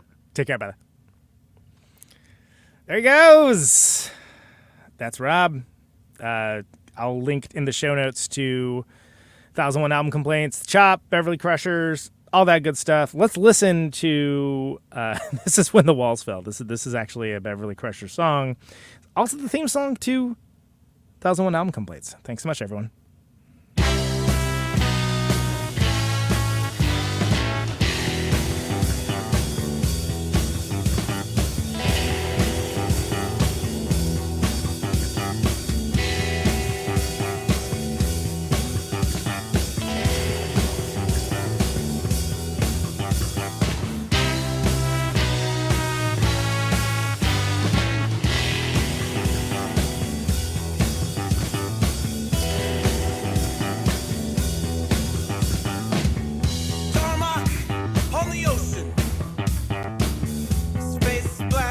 His eyes are open, the sails unfurled, faces wet, Kailash it rises, timbered rests.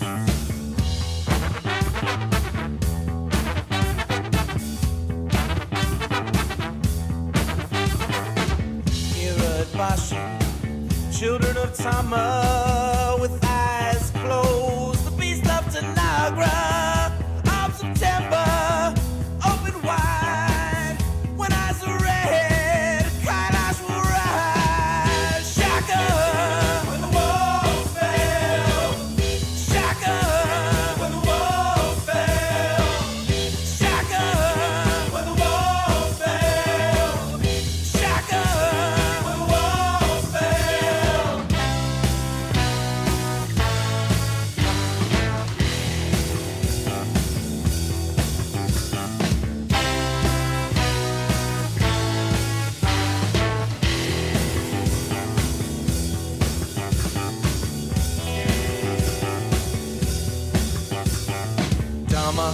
Out on the ocean, the sky gray, an army with fists open, Hobaya of the crossroads, under two moons, an army with fists closed. Shaka, when the walls fell.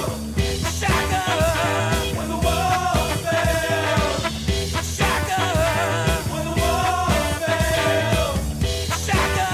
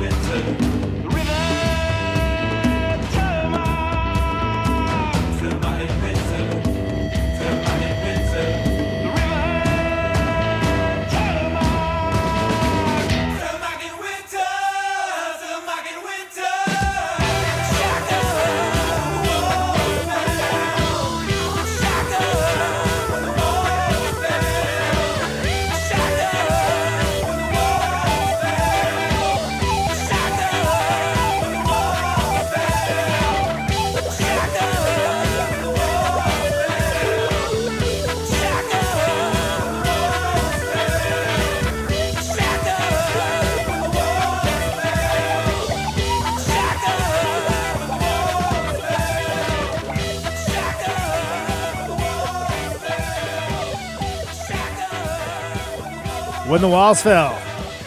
The It's the Beverly Crushers, the Star Trek The Next Generation themed band with Robert Kassees.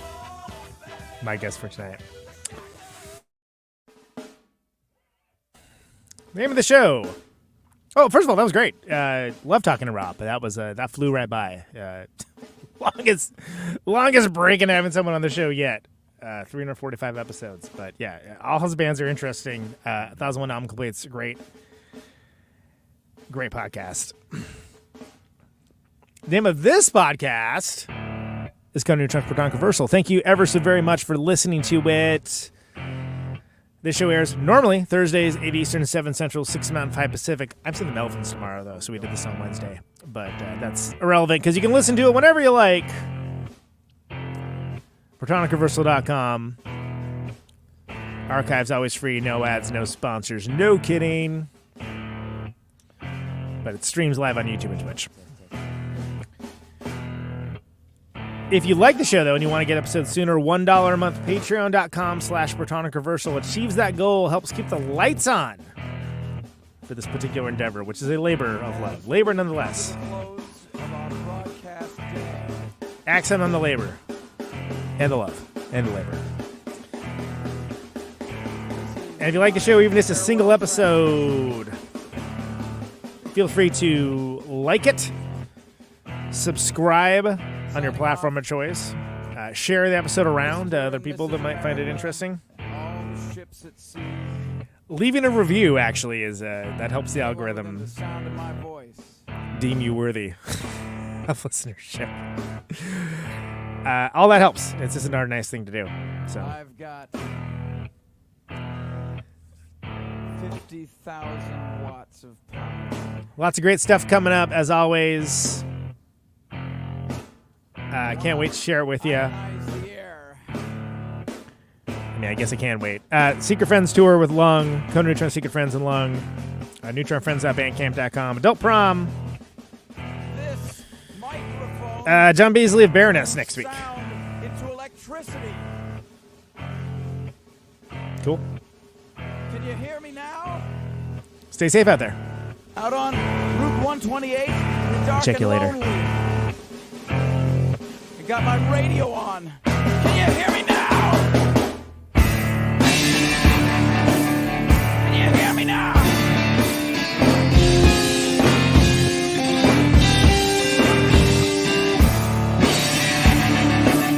Can you hear me now? Can you hear me now?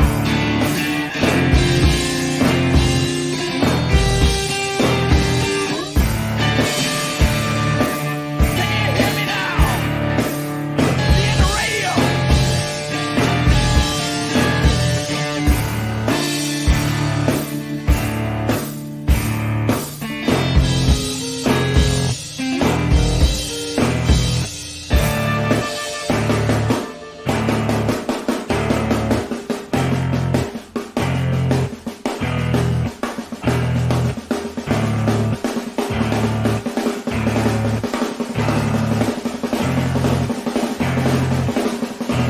And that snare drum and that drum roll means we've got a winner.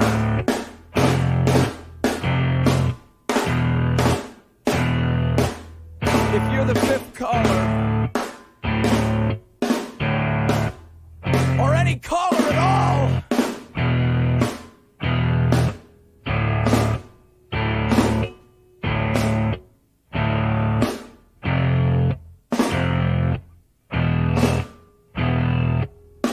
welcome to my top 10.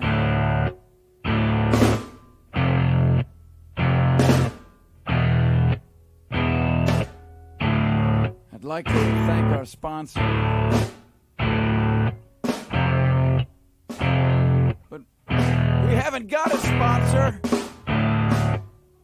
Not if you were the last man on earth. She was prepared to prove it. This one goes out to a special girl.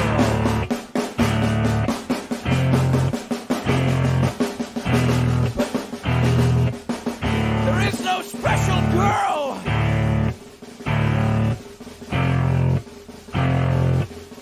It's the end of radio.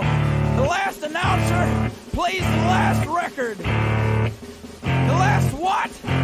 Leaves the transmitter. Circles the globe in search of a listener. Can you hear me now? Can you hear me now?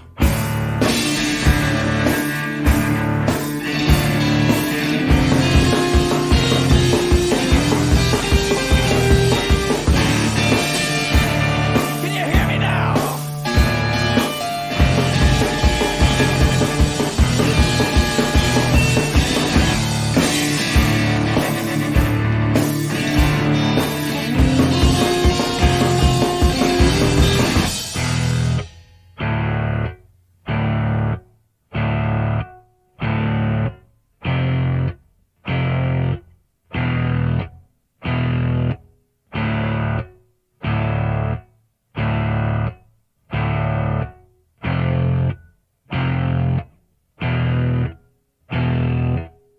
Is it really broadcasting if there's no one there to receive? It's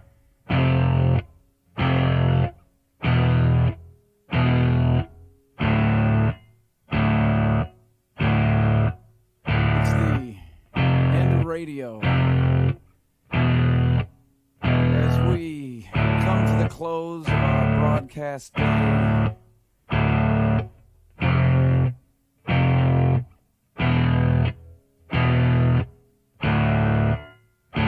got my radio on.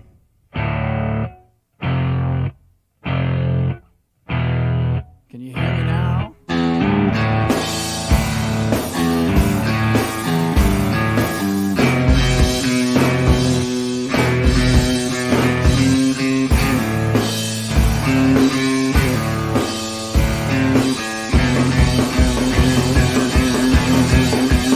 you hear me now?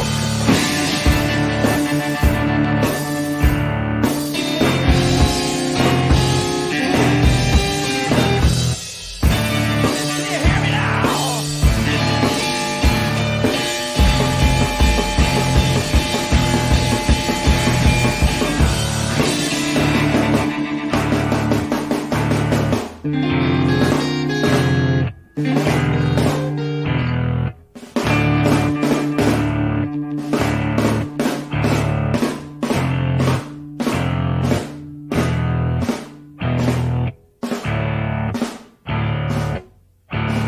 This is a test! If this had been a real emergency,